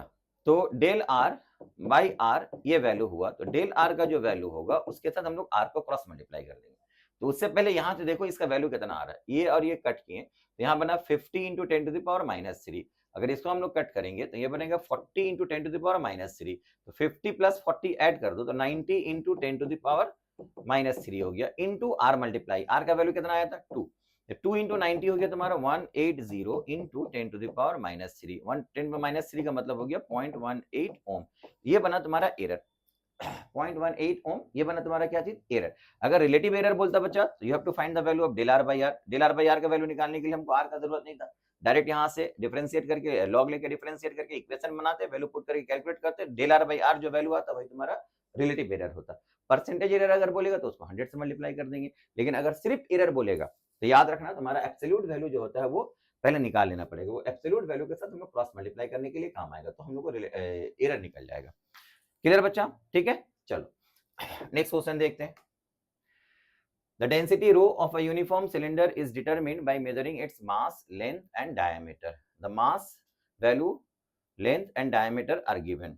चलो एब्सोल्यूट एंड एरर दोनों दिया हुआ है, तो calculate the percentage fractional error in rho. Rho का परसेंटेज एरर निकालना है। तो रो है बच्चा डेंसिटी, तो डेंसिटी को हम लोग क्या लिख सकते हैं बताओ, मास बाई वॉल्यूम। अब सिलेंडर का वॉल्यूम हो जाएगा mass divided by pi R square L लिख सकते हो, लेकिन अगर डायमीटर दिया हुआ रहेगा तो पाई आर स्क्वायर को पाई डी स्क्वायर बाई 4 कर देंगे हम लोग, ठीक है। तो ये बनेगा pi D square by 4 into L. क्योंकि तुमको परसेंटेज एरर निकालने के लिए बोला है या रिलेटिव एरर निकालने के लिए भी अगर बोलेगा तो लॉग लेकर के डिफरेंशिएट करके रिलेशन बना लेंगे हम लोग। तो रिलेशन तुम्हारा बन जाएगा कितना बताओ, del rho by rho equal to यहाँ बना del M by M plus pi by 4 constant, उसके लिए कोई एरर नहीं होगा, हटा दो। डी स्क्वायर के लिए क्या लिखेंगे 2 into del D by D plus del L by L. अब इसका वैल्यू कैलकुलेट करना है। अगर ये परसेंटेज एरर में निकालोगे तो हम लोग क्या करेंगे, इस पूरा के साथ एक तो 100% मल्टीप्लाई कर देंगे, ठीक है, सबके साथ एक 100 मल्टीप्लाई रहेगा। अब इसको हम लोग कैसे कैलकुलेट कर रहे हैं, देखो मास का रीडिंग कितना दिया हुआ था, मास का रीडिंग ये दिया हुआ था, तो ये हो गया del M divided by this one. तो डेल एम को हम लोग क्या कर रहे हैं, ये वाला जो बाहर है उससे हम लोग मल्टीप्लाई कर दे रहे हैं, 100 से मल्टीप्लाई कर दे, सबके साथ 100 मल्टीप्लाई करो, 100 इंटू 100 इंटू 100 सबके साथ मल्टीप्लाई करो। तो इस एरर के साथ 100 मल्टीप्लाई किए तो ये हो गया 2 डिवाइडेड बाई इसका एब्सोल्यूट वैल्यू जो दिया हुआ है वो 97.42 दिया हुआ है। अब डायमीटर के लिए देखो, डायमीटर तुम्हारा कहां था, मास फिर लेंथ फिर डायमीटर, डायमीटर ये वाला है, ठीक है बच्चा। तो इसका ये एरर दिया हुआ है ना, ये एरर है, ये एब्सोल्यूट वैल्यू, ये रीडिंग का मतलब याद रखना, पहले वाला एब्सोल्यूट वैल्यू होता है प्लस माइनस समथिंग, वो उसका एरर होता है, ठीक है। तो इस एरर को 100 से मल्टीप्लाई करो तो ये 2 बन जाएगा, 2 डिवाइडेड बाई 20.2। तो यहाँ पर बनेगा 2 और एक 2 पहले से है, तो 2 इंटू 2 4 हो जाएगा, divided by 20.2 and then length, length का रीडिंग ये दिया हुआ, इसको 100 से मल्टीप्लाई करोगे तो ये हो गया 5 डिवाइडेड बाई 8 ये हो गया 5 डिवाइडेड बाई 8.35। अब ये सब परसेंटेज में आ गया बच्चा, 100 से मल्टीप्लाई कर दिए, ये सब परसेंटेज में है, 100 से मल्टीप्लाई कर दिए। अब इसका ही कैलकुलेशन करना है। अब तुम लोग एग्जाम में सोचोगे इस तरह का कैलकुलेशन हम लोग कैसे करेंगे। इस तरह का कैलकुलेशन बच्चा स्मार्टली बहुत पहले भी बहुत सारा इस तरह क्वेश्चन तुम लोगों को सॉल्व करने, कैलकुलेशन करने के लिए बताएं। इस तरह का कैलकुलेशन हम लोग स्मार्टली कैसे कैलकुलेट कैसे कर सकते हैं, ये सोचो।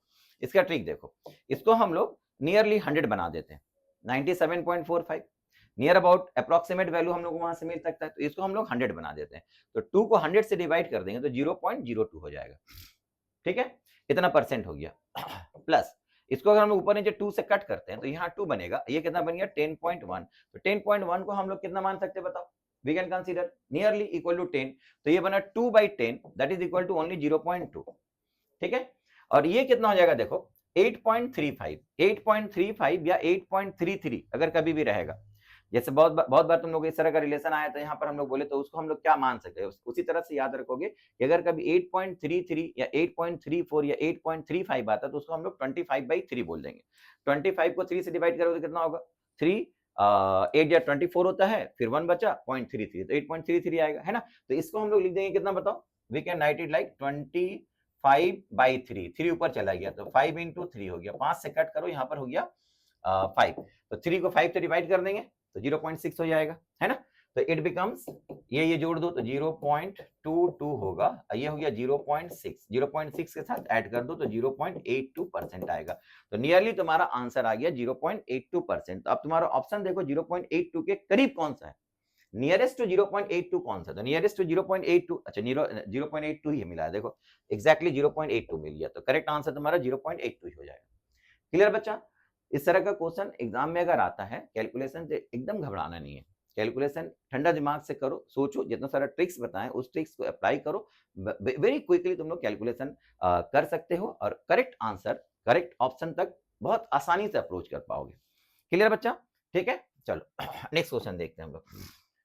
The potential energy of a particle changes with distance x from the fixed origin as v equal to this one. तभी यहाँ पर पोटेंशियल एनर्जी बोल दिया है, V is the potential energy बोल दिया है, where A and B are constant with appropriate dimensions. The dimension of A into B कितना होगा। तो डायमेंशनल एनालिसिस में हम लोग ये पढ़े हैं कि दो फिजिकल क्वांटिटी को अगर हम लोग ऐड या सब्ट्रैक्ट करते हैं तो दोनों का डायमेंशन सेम होना चाहिए। तो यहाँ पर देखो x तुम्हारा डिस्टेंस था, B और x ऐड कर रहे हैं तो B का डायमेंशन x का डायमेंशन सेम होगा, तो हम लोग बोल सकते हैं कि B का जो डायमेंशन होगा वो L के बराबर होगा, लेंथ के बराबर होगा, ठीक है। अब इसका ए का डायमेंशन अगर निकालना है तो देखो यहाँ पर भी लेंथ ऊपर में रूट ओवर एक्स मतलब लेंथ का रूट है, यहाँ पर लेंथ है ना, तो एक रूट कट जाएगा तो नीचे में एक रूट एल बचेगा, L to the power half, वो L to the power half को यहाँ मल्टीप्लाई कर दो, इसके साथ मल्टीप्लाई कर दो, डायमेंशन ऑफ ए मिल जाएगा। तो ए का डायमेंशन अगर निकालना है तो L to the power half के साथ क्या मल्टीप्लाई करेंगे बोलो, वी क्या था, वी पोटेंशियल एनर्जी था। तो एनर्जी का डायमेंशनल फॉर्मूला क्या होता है, M L square T to the power -2, तो यहाँ हो गया m, इसको ऐड करो 2 2 4 + 1 5, तो 5/2 टी टू द पावर -2 होगा। ये a और b का डायमेंशन निकला, तुमको a और b का डायमेंशन अलग अलग नहीं पूछा है, तुमसे क्या पूछा है, a इंटू b का डायमेंशनल फॉर्मूला। तो a और b को मल्टीप्लाई कर दो, तो a और b का मल्टीप्लाई करने से कितना आएगा, ये l इसके साथ मल्टीप्लाई करो तो पावर ऐड होगा, l to the power 5/2 + 1 add करो तो ये हो गया 7/2 टी टू द पावर -2, 7/2 ये रहा तुम्हारा 7/2 T to the power -2, this is your correct answer. Clear बच्चा, समझ में आ रहा है, ठीक है, चलो यूनिट एंड डायमेंशन का तुम लोग को बनाने का क्वेश्चन का जो तरीका होता है, बुक का तरीका, वो तो सीखना है बच्चा, ठीक है, फिजिक्स तो सीखना है, उसका कॉन्सेप्ट सीखना है, लेकिन वो कॉन्सेप्ट के ऊपर बेस करके अगर एग्जाम में क्वेश्चन बनाने जाओगे तो तुम्हारा प्रोसेस अल्टीमेटली देखोगे बहुत लेंदी प्रोसेस चला जाएगा। तो एक एक क्वेश्चन को करने के लिए जो टाइम तुम्हारा टाइम लिमिट होना चाहिए, उस टाइम से बहुत ज्यादा टाइम लग जाएगा। तो उसको हम लोग सीख करके रखेंगे, लेकिन एग्जाम में उसको हम लोग बहुत कम कोशिश करेंगे अप्लाई करने के लिए। एग्जाम में जो क्वेश्चन, जो तरीका पैटर्न यूज करते हैं हम लोग, ये सब तरीका यूज करोगे जो हम बता रहे हैं तुम लोगों को, ठीक है। नेक्स्ट देखो, the percentage error in the calculated volume of a sphere if there is 2% error in its diameter. ये तो वेरी सिंपल है बच्चा। वॉल्यूम जो होता है आर स्क्वायर के साथ, स्फीयर के लिए वॉल्यूम जो होता है आर स्क्वायर के साथ 4/3 पाई आर क्यूब के साथ, नॉट स्क्वायर, आर क्यूब के साथ वेरी करता है। तो डायमीटर के क्यूब के साथ वेरी करेगा, डायमीटर के क्यूब के साथ वेरी करेगा। तो यहाँ del V by V percentage error अगर हम लोग बोलते हैं तो ये 3 into del D by D percentage error के बराबर होगा, है ना। तो डायमीटर का जो एरर है उसका 3 गुना वॉल्यूम का एरर होगा। डायमीटर का एरर तुमको 2 दिया हुआ है, तो वॉल्यूम का एरर कितना होगा, डायमीटर का एरर 2% दिया हुआ, तो percentage error in the volume कितना होगा, उसका 3 गुना, मतलब 6%। तो ये हो गया तुम्हारा करेक्ट आंसर, ठीक है। नेक्स्ट क्वेश्चन देखो बच्चा, लिस्ट अब फिर से मैच करने के लिए दे दिया। मैच करने के लिए अगर देगा तो पहले वाला रिलेशन देखो, Boltzmann constant, Stephens constant, Planck's constant, gravitational constant, सब कांस्टेंट दे दिया हुआ है। अगर बोल्ट्जमैन कांस्टेंट को हम लोग मैच करके देखना है, पहले ए देखो 1 4 3 2 1 4 3 2, यहां से तुम्हारा काम खत्म हो जाएगा। ये समझ में आया। ए का मैचिंग में देखो हर ऑप्शन 1 के साथ है, 4 के साथ है, 3 के साथ है, 2, कोई रिपीट नहीं हुआ। मतलब एक इसके साथ मैच कर, अगर उसको प्रॉपर निकाल लोगे तो दूसरा तुमको निकालने का जरूरत ही नहीं, डायरेक्ट आंसर उसे बोल दोगे। बोल्ट्जमैन कांस्टेंट का डायमेंशनल फॉर्मूला हम लोग कैसे निकालेंगे, उसका सबसे आसान तरीका याद रखना बोल्ट्जमैन कांस्टेंट का, कि एनर्जी जो होता है half K T. Law of equipartition of energy पढ़े हो, law of equipartition of energy में क्या बोलता है, each degree of freedom contribute equal amount of energy which is equal to half K T. तो हाफ केटी का डायमेंशन किसके बराबर है, एनर्जी के बराबर है। तो वहां से के का डायमेंशनल फॉर्मूला अगर निकालना है तो एनर्जी को टेम्परेचर से डिवाइड कर दो, ठीक है। यहाँ टेम्परेचर के लिए तुमको के यूज किया, के केल्विन। तो dimensional formula of Boltzmann constant अगर हम लोग बोलेंगे तो energy divided by temperature. Energy का डायमेंशनल फॉर्मूला होता है M L square T to the power -2। अब ये के केल्विन के लिए आ रहा है टेम्परेचर, तो के टू द पावर -1 हो जाएगा। M L square T to the power -2 के to the power -1, M L square T to the power -2 के टू द पावर -1। इसका मतलब बोल्ट्जमैन कांस्टेंट का डायमेंशन 3 के साथ मैच कर रहा है। ए 3 एक ही ऑप्शन है, तो ये तुम्हारा करेक्ट आंसर हो गया। नेक्स्ट ये करने का जरूरत ही नहीं है। एग्जाम में बच्चा तुम्हारा जितना क्वेश्चन है, तुम्हारा टारगेट रहेगा मैक्सिमम क्वेश्चन हम लोग अटेम्प्ट करें, वो भी 100% एक्यूरेसी के साथ, ठीक है। अब वहां तुमको बैठ कर तो एक्सपेरिमेंट करना है नहीं कि एक मिल गया फिर दूसरा भी मिला है फिर तीसरा भी मिला है, तो मैच करने के लिए दिया तो चारों को मैच करना पड़ेगा, कोई जरूरत नहीं है। तुम्हारा करेक्ट ऑप्शन मिल गया, छोड़ो दूसरा क्वेश्चन में जाओ। क्लियर बच्चा, ठीक है। चलो next question, a new unit alpha of length is chosen such that it is equal to the speed of the light in vacuum. What is the distance between the Venus and Earth in terms of alpha unit of light if light takes 6 minutes 40 seconds to cover this distance?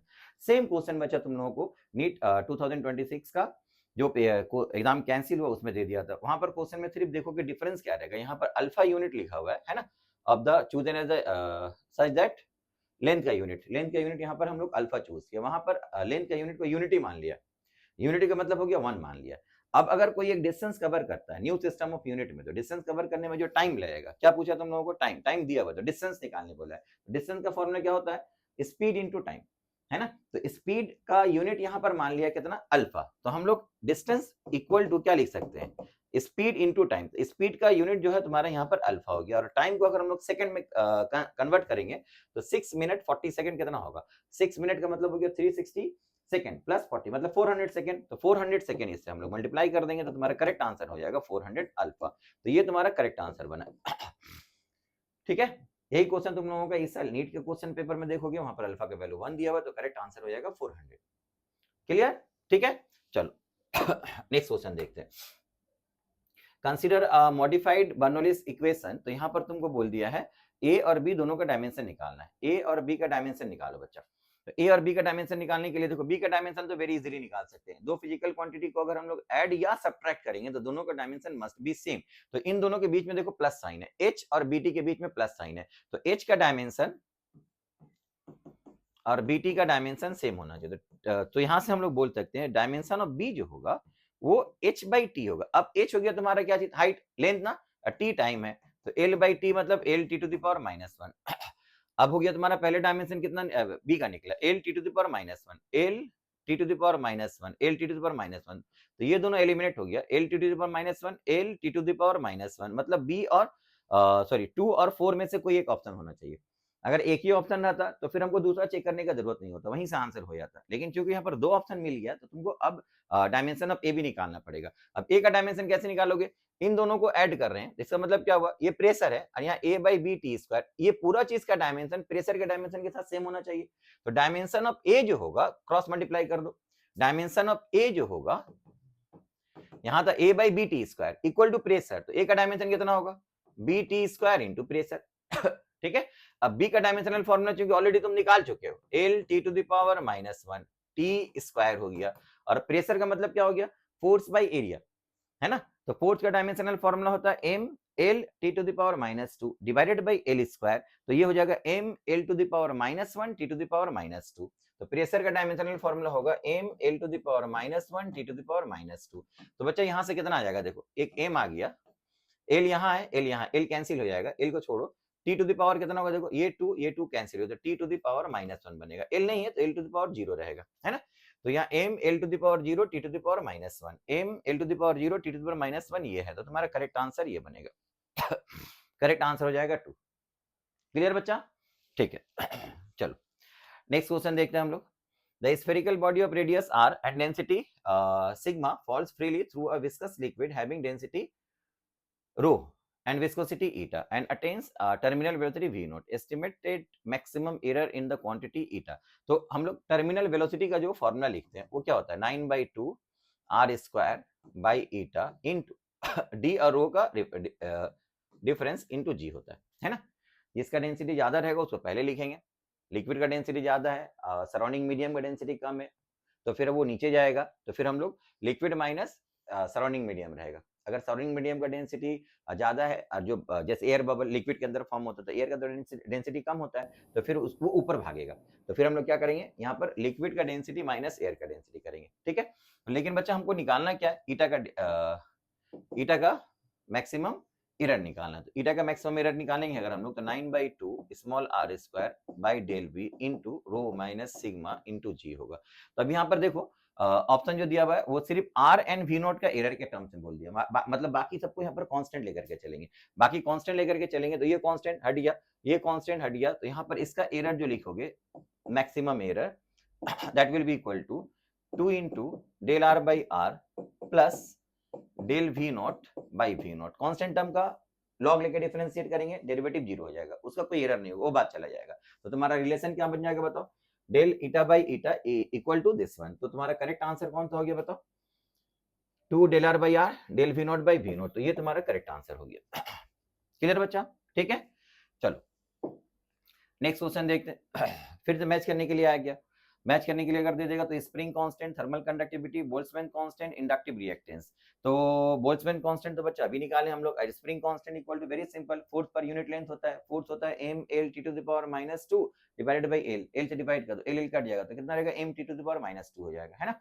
तो अब यहाँ पर a में देखो option में 2 1 3 2 मतलब एक तो रिपीट हो रहा है, 2 2 रिपीट हो रहा है, यहाँ पर देखो 1 4 2 4, यहाँ 2 रिपीट हो रहा है, यहाँ 4 2 4 1, यहाँ पर भी रिपीट हो रहा है, यहाँ 3 3 3 1 3 हो रहा है, 3 बार रिपीट हो गया। इसका मतलब यहाँ पर दो कम से कम मैचिंग करना पड़ेगा, एक से तुम्हारा काम चलने वाला नहीं है। तो पहले हम लोग ए को मैच कर लेते हैं, ए को अगर मैच करते हैं हम लोग को क्या मिलेगा बताओ, स्प्रिंग कांस्टेंट। स्प्रिंग कांस्टेंट का मतलब हो गया force per unit length, force हो गया m l t to the power -2 divided by l, तो l तो कैंसिल हो गया, तो m into t to the power -2, m into t to the power -2 कौन सा देखो m into t to the power -2, तो फोर्स कांस्टेंट का मैचिंग होगा 2 के साथ, फोर्स कांस्टेंट का मैचिंग होगा 2 के, a 2 के साथ मैच करेगा, a 2 के साथ ये दिया हुआ है, ये दिया हुआ, तो ये दोनों तो एलिमिनेट हो गया, ये दोनों एलिमिनेट हो गया। ठीक है। अब अगर तुम बोल्ट्जमैन कांस्टेंट देखोगे, अभी थोड़ी देर पहले बनाया ना बोल्ट्जमैन कांस्टेंट, तो बोल्ट्जमैन कांस्टेंट c है, तो c के लिए देखो यहाँ पर 4 यहाँ पर 1, अच्छा c अगर कोई एक मिल जाएगा तो तुम्हारा करेक्ट आंसर हो जाएगा, बिकॉज c का जो ऑप्शन मैचिंग के साथ दिया हुआ दोनों अलग अलग दिया हुआ, या तो 1 होगा या 4 होगा, है ना। तो बोल्ट्जमैन कांस्टेंट बच्चा अभी निकाले ना, एनर्जी इक्वल टू क्या था बताओ, हाफ के टी, तो k का डायमेंशनल फॉर्मूला कितना होगा, m l square t to the power -1, temperature को यहाँ ले जाएंगे तो टेम्परेचर के लिए हम लोग k मल्टीप्लाई करें, k फॉर केल्विन, टेम्परेचर के लिए कभी कभी थीटा दे देता है और कभी कभी के दे देता है। थीटा उसका सिंबल होता है और के केल्विन के लिए आता है, के टू द पावर -1। तो ये बन गया तुम्हारा Boltzmann constant, m l square t to the power -2 k inverse, ये बना है ना। तो बोल्ट्जमैन कांस्टेंट का रिलेशन इसके साथ हुआ 1, तो c का रिलेशन 1 के साथ कौन था बताओ, ये वाला हो गया। तो तुम्हारा करेक्ट आंसर हो गया दिस वन। तो ये भी बात हो गया, करेक्ट आंसर ये हो गया। ठीक है, या तो वो ऑप्शन देखो जो मैचिंग में सब में अलग हो, तो उसको सिर्फ निकाल लो, तुम्हारा आंसर हो गया। अगर देखो कि सब में रिपीट हो रहा है, इसका मतलब एटलीस्ट तुमको 2 मैच करना पड़ेगा। ठीक है, तो एक मैच कर लो पहले से, कौन सा एलिमिनेट हो रहा हो एलिमिनेट कर दो, अब बाकी जो है उसमें से देखो कौन सा अलग अलग है। ठीक है, जैसे यहाँ पर हम लोग एलिमिनेट कर दिए, किसको किसको बताओ, 2 और 3 एलिमिनेट हो गया। तो अब हमारे पास ऑप्शन जो 1 और 4 है ना। अब 1 और 4 में ए तो मैच हो गया, अब बी देखो यहाँ पर 1 यहाँ पर 4, सी देखो यहाँ पर 4 यहाँ पर 1, डी 3 3, तो डी तो 3 आएगा, उसको तो देखना ही नहीं है, या तो तुम बी देख लो या सी देख लो। अब ज्यादा इजी कौन सा लग रहा है तुमको, बी में थर्मल कंडक्टिविटी, सी में बोल्ट्जमैन कांस्टेंट, जो ज्यादा इजी लगेगा उसको यूज करो। थर्मल कंडक्टिविटी का फॉर्मूला क्या होता है, अमाउंट ऑफ हीट कंडक्शन में Q equal to K into A into temperature difference into time divided by X। वहां से भी निकाल सकते हैं, लेकिन वो थोड़ा कैलकुलेशन बड़ा हो जाएगा, ये ज्यादा इजी है ना। E equal to half KT, K का डायमेंशनल फॉर्मूला, एनर्जी तो हम लोग को ऐसे ही याद रहता है, ml square T to the power -2, यहाँ से टेम्परेचर को नीचे लेकर के चले आओ तो K टू द पावर -1 हो जाएगा। तो ये देखो ऐसे ही समझ में आएगा, ml square T to the power -2, temperature ऊपर चला गया, तो बगैर निकाले हुए भी बोल सकते हो तुम्हारा इसका मैचिंग इसके साथ होगा। तो C1 के साथ मैच कर रहा है, C1 के साथ मैच कर रहा है, ये वाला correct answer this one. Clear बच्चा, ठीक है, चलो नेक्स्ट देखते हैं हम लोग। If epsilon E and T represents the free space permittivity electric field, free space permittivity हो गया एप्सिलॉन, मतलब एप्सिलॉन नॉट होगा वो, और E हो गया तुम्हारा electric field, and T time हो गया, then the unit of E epsilon not by T, ये कितना होगा। तो बच्चे आप लोग यहाँ से क्या लिख सकते हैं, देखो ये E एप्सिलॉन नॉट और फ्री स्पेस है, फ्री स्पेस का मतलब एक्चुअली ये एप्सिलॉन नॉट है, एप्सिलॉन लिखा हुआ लेकिन समझो कि इसको एप्सिलॉन नॉट है, E डिवाइडेड बाई T, इसका डायमेंशन कितना होगा। तो यहाँ पर एक काम तो तुम लोग ये कर सकते हो कि हर एक का अलग अलग डायमेंशनल फॉर्मूला निकालो, epsilon not relative absolute permittivity का निकालेंगे, फिर ई का फॉर्मूला लिख करके उसका डायमेंशनल फॉर्मूला निकालेंगे, और टाइम का टी होता है, सब पुट करके सिंप्लीफाई करेंगे तो हमको पता चल जाएगा कौन सा होगा। या फिर तुम क्या कर सकते हो, ये तो एप्सिलॉन नॉट है ना, एक्चुअली ये तो एप्सिलॉन नॉट है, इसको ऐसे ही रखो और ई का फॉर्मूला लिखो। ई का फॉर्मूला होता है इंटेंसिटी का 1/4 पाई एप्सिलॉन नॉट, यहाँ एप्सिलॉन नॉट का एप्सिलॉन मान करके चल रहा है, हम भी वही लेकर के चले, into Q by R square, Q by R square, यही होता है ना इंटेंसिटी का फॉर्मूला। तो ये 4 पाई का तो कोई डायमेंशन नहीं है, इसका डायमेंशन कैंसिल हो जाएगा, है ना। अब ये हो गया चार्ज, चार्ज को हम लोग क्या लिख सकते हैं बताओ, चार्ज हो गया तुम्हारा I into T, I equal to Q by T होता है, तो चार्ज का फॉर्मूला हो गया I इंटू टी, आई को यहाँ एम्पेयर बोल रहा, टी टाइम बोल रहा, तो इसको हम लोग लिखेंगे एम्पेयर इंटू टाइम, नीचे टाइम है और R हो गया लेंथ, उसको यहाँ पर मीटर से रिप्रेजेंट किया, तो यहाँ पर मीटर का स्क्वायर कर दो, टी चला गया, आंसर हो गया ampere per metre square, answer हो गया ampere per metre square. Clear बच्चा, इस तरह से हम लोग एग्जाम में क्वेश्चन को अप्रोच करते हैं।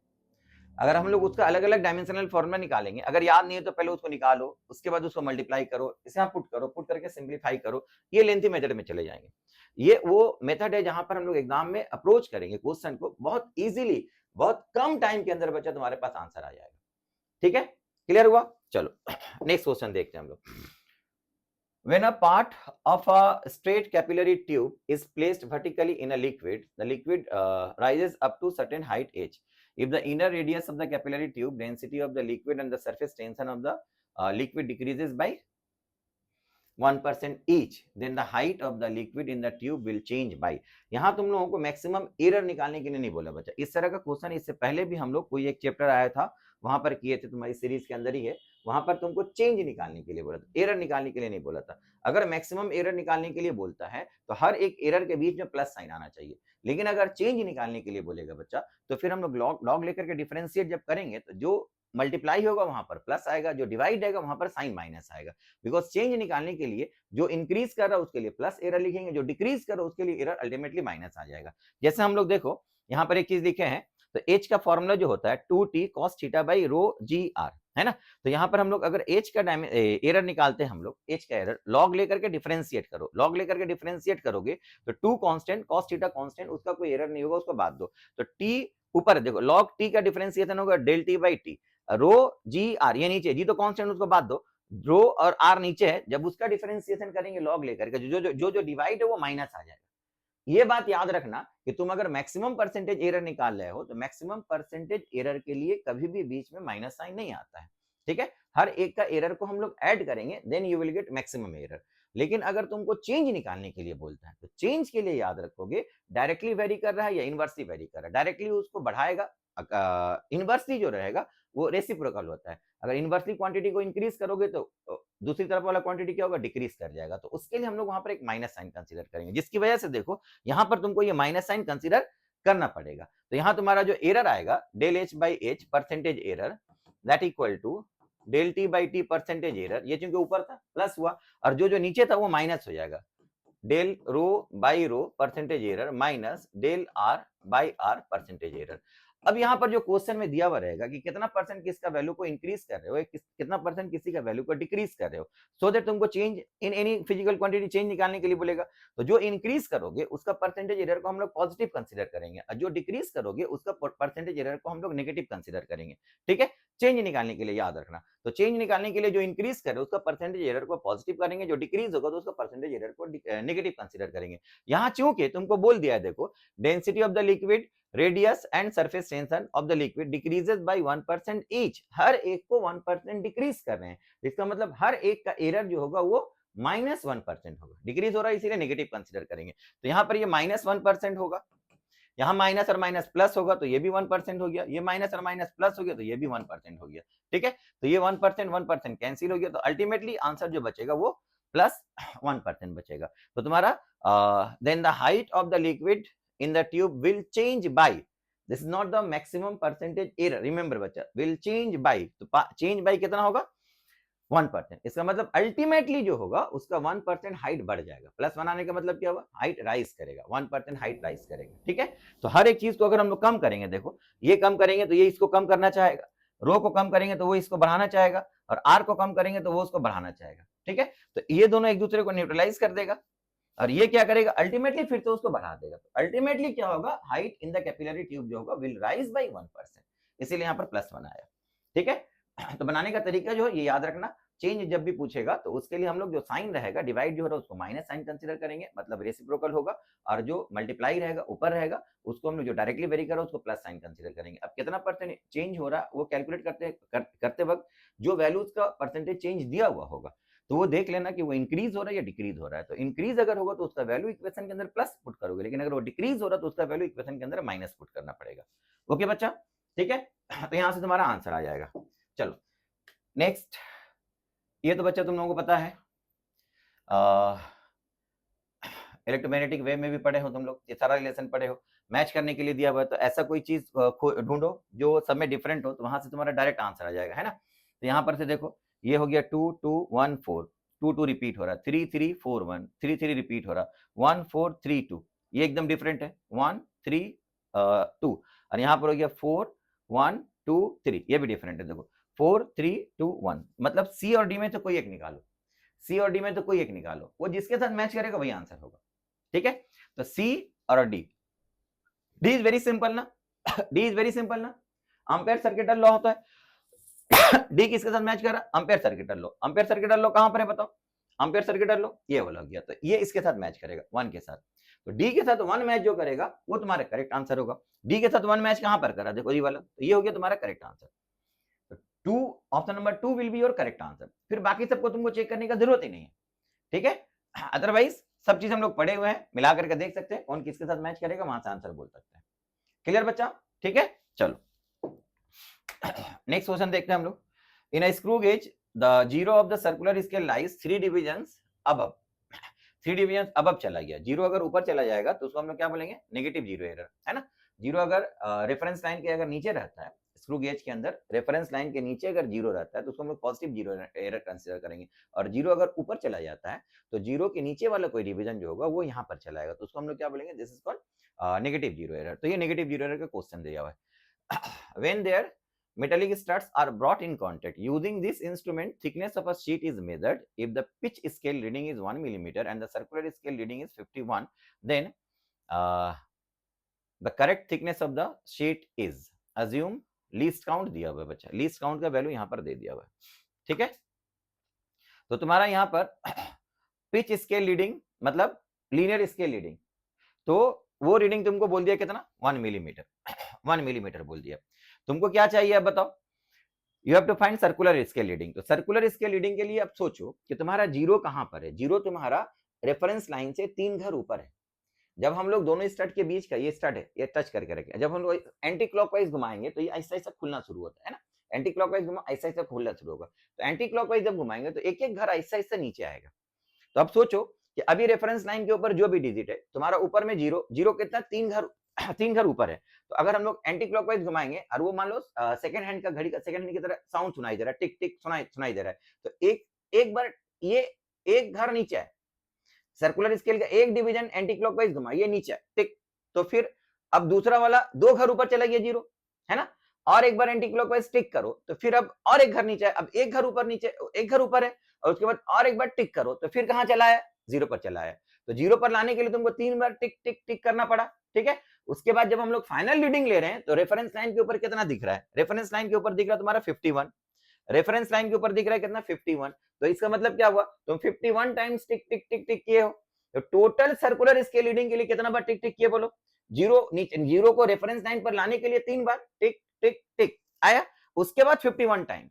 तो टोटल कितना हो गया 51 प्लस 3 54। इसका मतलब सर्कुलर स्केल रीडिंग जो होगा वो 54 लीस्ट काउंट होगा। सर्कुलर स्केल रीडिंग होगा जो बच्चा वो 54 लीस्ट काउंट होगा। तो लीस्ट काउंट तुम्हारा दे दिया हुआ कितना 0.01, तो इसको 54 से मल्टीप्लाई कर दो, 0.54 मिलीमीटर हो गया। और लीनियर स्केल रीडिंग कितना दिया था 1 मिलीमीटर, तो दोनों को ऐड कर दो, टोटल रीडिंग कितना होगा 1.54 मिलीमीटर, 1.54 मिलीमीटर। तो your correct answer will be 1.54 millimetre, ये करेक्ट आंसर हो गया। इसको अगर इस तरह से समझने की कोशिश करोगे बच्चा तो तुमको कोई कैलकुलेशन का जरूरत ही नहीं पड़ेगा। अदरवाइज ये जीरो एरर का क्वेश्चन ऐसे ही कॉम्प्लेक्स हो जाता है। पहले जीरो एरर निकालो, फिर ये समझो कि ये पॉजिटिव जीरो एरर है या नेगेटिव जीरो एरर है, उसके बाद उसका इक्वेशन बना करके मेन स्केल रीडिंग निकालेंगे, सर्कुलर स्केल रीडिंग निकालेंगे, दोनों को ऐड करेंगे, ऐड करने के बाद फिर फाइनली तुमको जीरो एरर को उसमें से सब्ट्रैक्ट करना पड़ेगा, है ना। लेकिन ये कॉन्सेप्ट एक बार तुम लोग को समझ में आ जाएगा, कैलकुलेशन कुछ करना ही नहीं है, क्वेश्चन पढ़ करके डायरेक्ट आंसर बोल सकते हो। क्लियर, ठीक है। चलो नेक्स्ट क्वेश्चन देखते हैं हम लोग।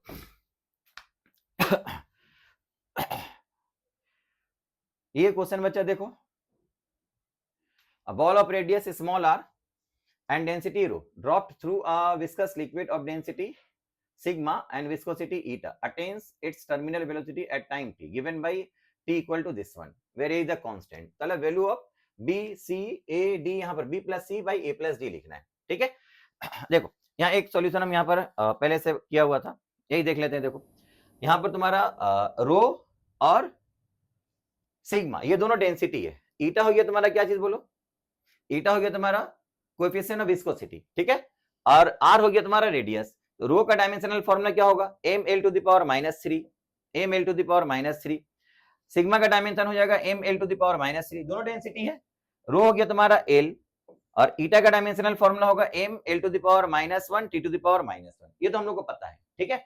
अब तुमको यहाँ से क्या निकालना है, टाइम का डायमेंशनल फॉर्मूला निकालना। तो इससे पहले जो क्वेश्चन हम लोग बोले थे इसको अरेंज इस तरह से करेंगे कि हमारे पास सिर्फ टाइम बचा हुआ रहे, सिर्फ टाइम रहे। तो ये राइट हैंड साइड टर्म को देखो, राइट हैंड साइड का टर्म जो है m l t, इन दोनों को इस तरह से मल्टीप्लाई या डिवाइड करेंगे सच दैट हमको वहां पर सिर्फ t बचा हुआ मिले, t बचा हुआ मिले। तो इसको अगर हम लोग देखेंगे, देखो इन दोनों को रो और सिग्मा को मल्टीप्लाई कर दो, मल्टीप्लाई करोगे तो कितना होगा m square l to the power -6, इन दोनों को मल्टीप्लाई कर दिया, देखो रो और सिग्मा को m square t to the power m square l to the power -6 आएगा, ठीक है। फिर हम लोग वहां से m को एलिमिनेट करो, m को एलिमिनेट करने के लिए देखो m के ऊपर स्क्वायर लाना पड़ेगा, इसके लिए ईटा स्क्वायर से डिवाइड किए, ईटा स्क्वायर से डिवाइड किए, ईटा स्क्वायर से डिवाइड किए, m square l to the power -2 t to the power -2 आ गया, ठीक है। तो यहां से देखो m स्क्वायर कैंसिल, इसको ऊपर लेकर के जाओगे तो l टू द पावर -4 बचेगा, और ये ऊपर जाएगा तो t स्क्वायर बचेगा, ठीक है। तो अब हमको क्या करना है बताओ, we have to eliminate l to the power -4। तो उसके लिए अब देखो r टू द पावर 4 से दोनों तरफ मल्टीप्लाई कर दो, तो ये r टू द पावर 4 यहां लिखे, तो यहां पर क्या हो जाएगा बताओ, into l to the power 4 रहेगा। तो वो l टू द पावर 4 और ये l to the power -4 cancel हो गया, तो t स्क्वायर के बराबर ये आ गया, t स्क्वायर के बराबर ये आ गया। तो t के बराबर कितना होगा बताओ, इसके ऊपर रूट कर दो, तो ये बना r टू द पावर 2, ये बना रो टू द पावर हाफ, और ये सिग्मा टू द पावर कितना हो गया बताओ, हाफ, और नीचे ईटा रहेगा, तो ईटा को अगर हम ऊपर ले आएंगे तो ईटा टू द पावर -1 हो जाएगा। अब यहाँ पर कंपेयर करो तुम लोग, R rho to the power A, rho to the power A, तो ए का वैल्यू हो गया तुम्हारा हाफ, फिर R to the power B, R कहां यहाँ पर R to the power B, तो आर बी हो गया ना, बी का वैल्यू हो गया 2, फिर ईटा के ऊपर पावर है सी, सी ईटा, ईटा के ऊपर पावर कहां गया ये सी, तो सी का वैल्यू हो गया तुम्हारा -1, ठीक है। और sigma two the power D, sigma two the power D, ये डी का वैल्यू हो गया +1/2 डी का वैल्यू हो गया +1/2।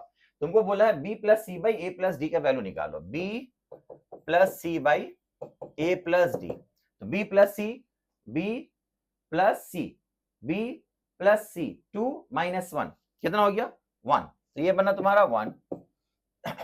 अब नीचे है तुम्हारा a plus D, A half D half, half plus half कितना होगा 1, 1 से डिवाइड कर दिए, तो इसका आंसर कितना आ गया 1, तो योर करेक्ट आंसर इज 1, तो इसका जो वैल्यू आएगा its value will be equal to 1।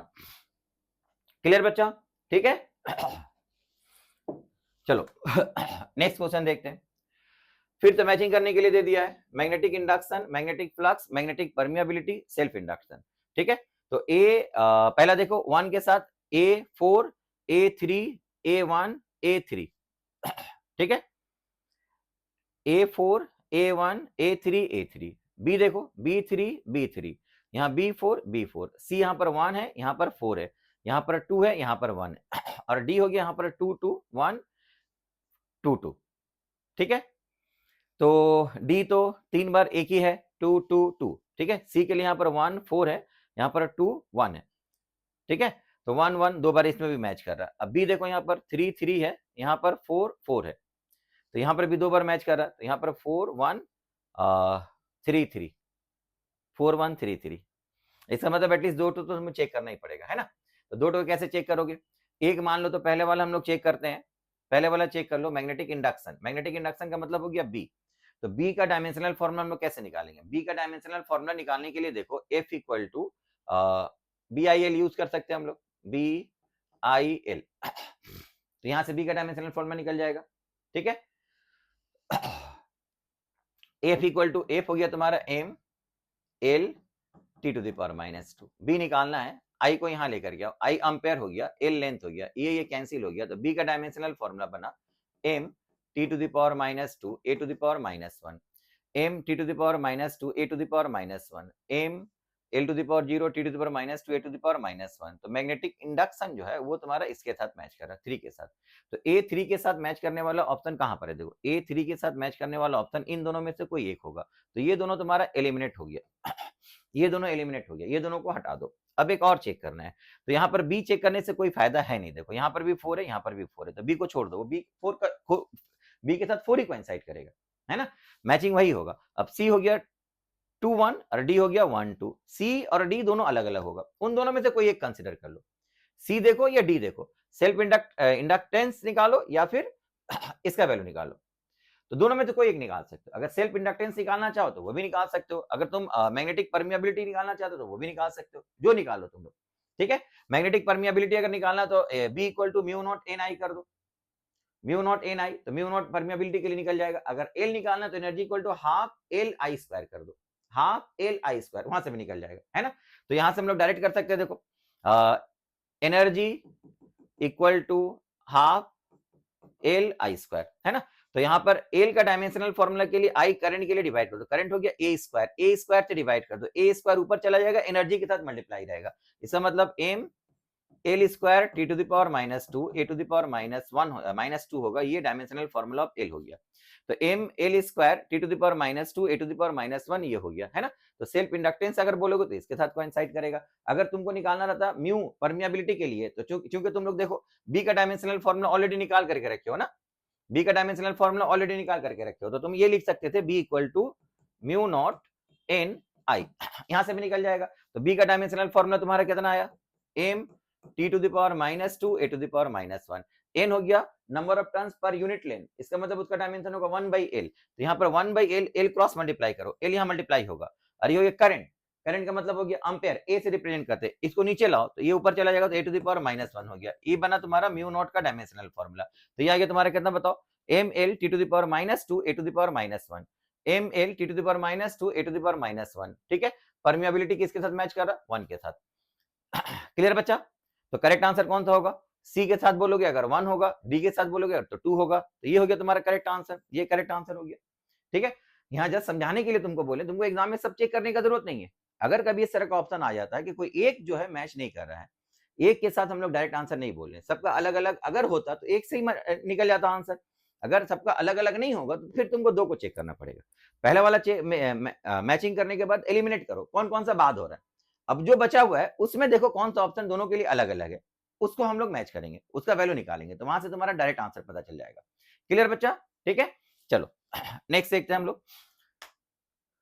In a vernier calliper 50 vernier scale divisions are equal to 48 main scale division. If one main scale division equal to 0.05 millimeter, then the least count of the vernier scale caliper is. Least count बच्चा very simple है, आराम से निकाल सकते हैं हम लोग। यहाँ से vernier scale 1 vernier scale division के वैल्यू निकाल लो। मेन स्केल डिवीजन तुम लोगों को दिया हुआ है, 1 मेन स्केल डिवीजन तुम्हारा दिया हुआ है, 1 वर्नियर स्केल डिवीजन कितना होता है उसको निकालो। 1 main scale division -1 vernier scale division will give you the least count, ठीक है। तो यहाँ से हम लोग लिख सकते हैं, देखो 50 divisions 48 division of the main scale के साथ कोइंसाइड कर रहा है, तो 50 वर्नियर स्केल डिवीजन कोइंसाइड कर रहा है 48 मेन स्केल डिवीजन के साथ। तो 1 वर्नियर स्केल डिवीजन जो होगा कोइंसाइड करेगा 48/50, है ना, 48/50 मेन स्केल डिवीजन। तो 1 वर्नियर स्केल डिवीजन का जो वैल्यू होगा वो होगा 48/50 इंटू 1 मेन स्केल डिवीजन, और 1 मेन स्केल डिवीजन का वैल्यू दे दिया हुआ 0.05, ठीक है। तो यहाँ पर हम लोग लिख सकते हैं कितना, 0.05, ठीक है। तो यहाँ से अगर 5 से कट करते हैं तो ये 10 हो जाएगा बच्चा, ये हो गया 0.01, इसको इसके साथ मल्टीप्लाई कर दो तो ये हो गया 0.48 डिवाइडेड बाई 10 है तो 0.048 मिलीमीटर हो जाएगा।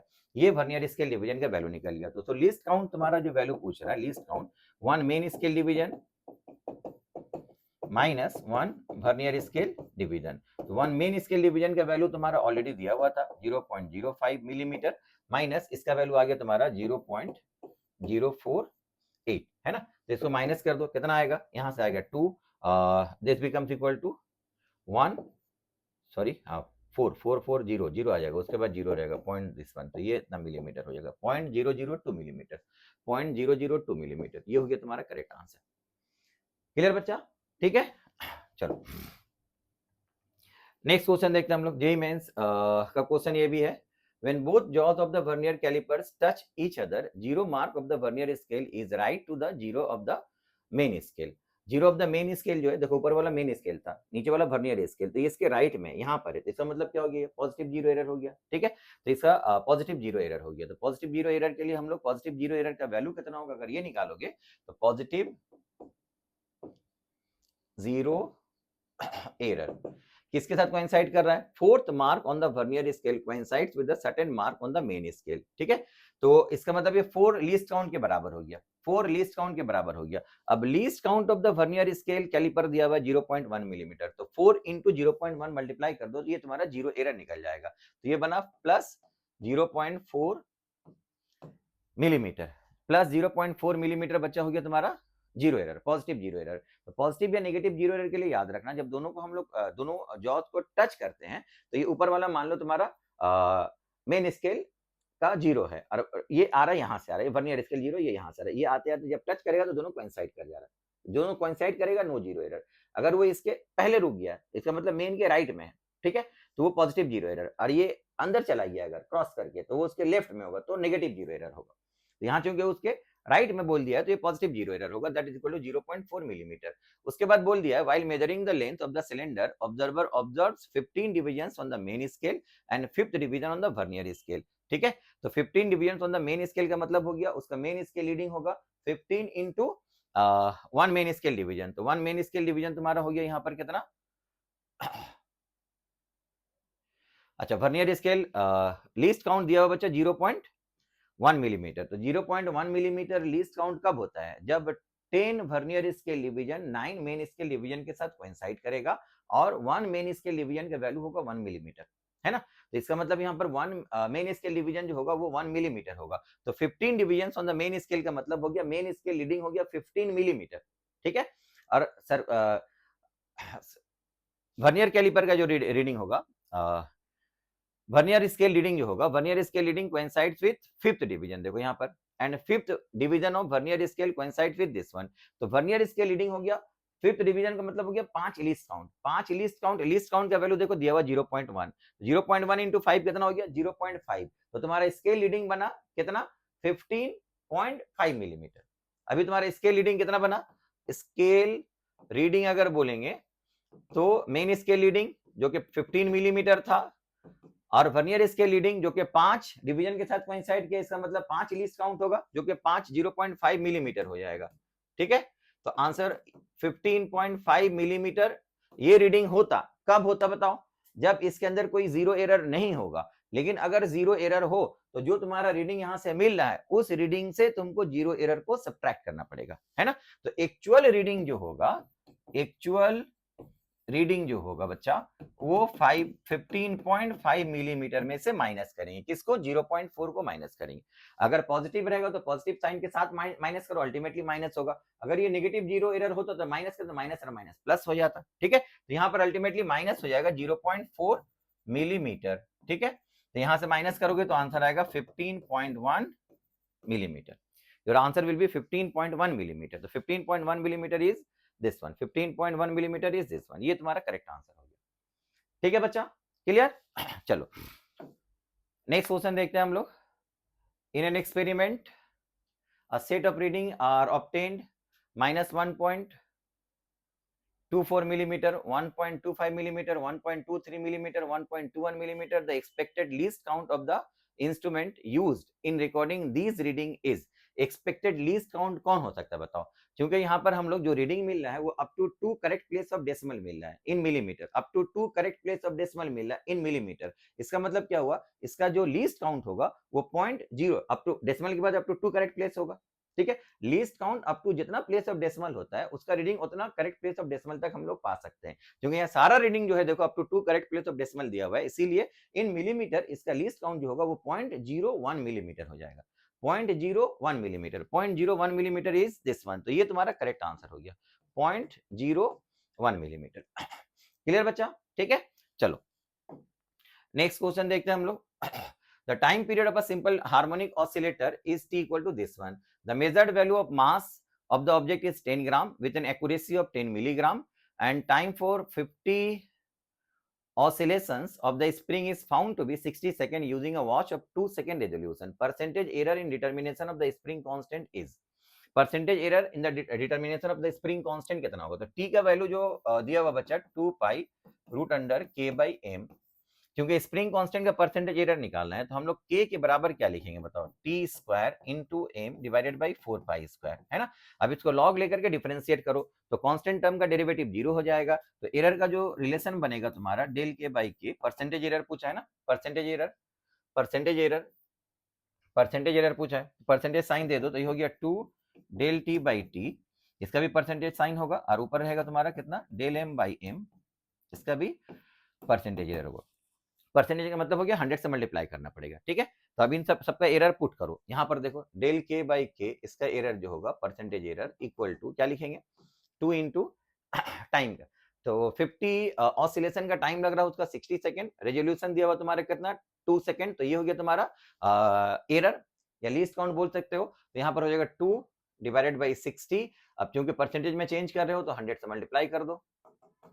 ठीक है, और del M by M, M का मास दिया हुआ 10 ग्राम, 10 मिलीग्राम तुम्हारा एक्यूरेसी के साथ दिया हुआ, मतलब उसका लीस्ट काउंट जो हो जाएगा, मिनिमम एरर जो होगा वो 10 मिलीग्राम होगा। अब मिलीग्राम को अगर हम लोग ग्राम में चेंज करेंगे तो 10 इंटू 10 टू द पावर -3 हो गया, डिवाइडेड बाई एम, एम 10 ग्राम दिया हुआ है, इसको भी 100 से मल्टीप्लाई कर दो तो वो परसेंटेज एरर में कन्वर्ट हो जाएगा। ठीक है, अब इसको हम लोग कैसे कैलकुलेट करेंगे, देखो ये हो गया तुम्हारा एक जीरो यहाँ से कैंसिल हो गया, 2 से कट करोगे यहाँ पर 3 होगा, तो ऊपर बनेगा 20/3%, और यहाँ पर एक जीरो तो ये कैंसिल हो गया, 2 जीरो कैंसिल करो तो 10 टू द पावर -1 बचेगा, जिसको हम लोग बोलेंगे 0.1%।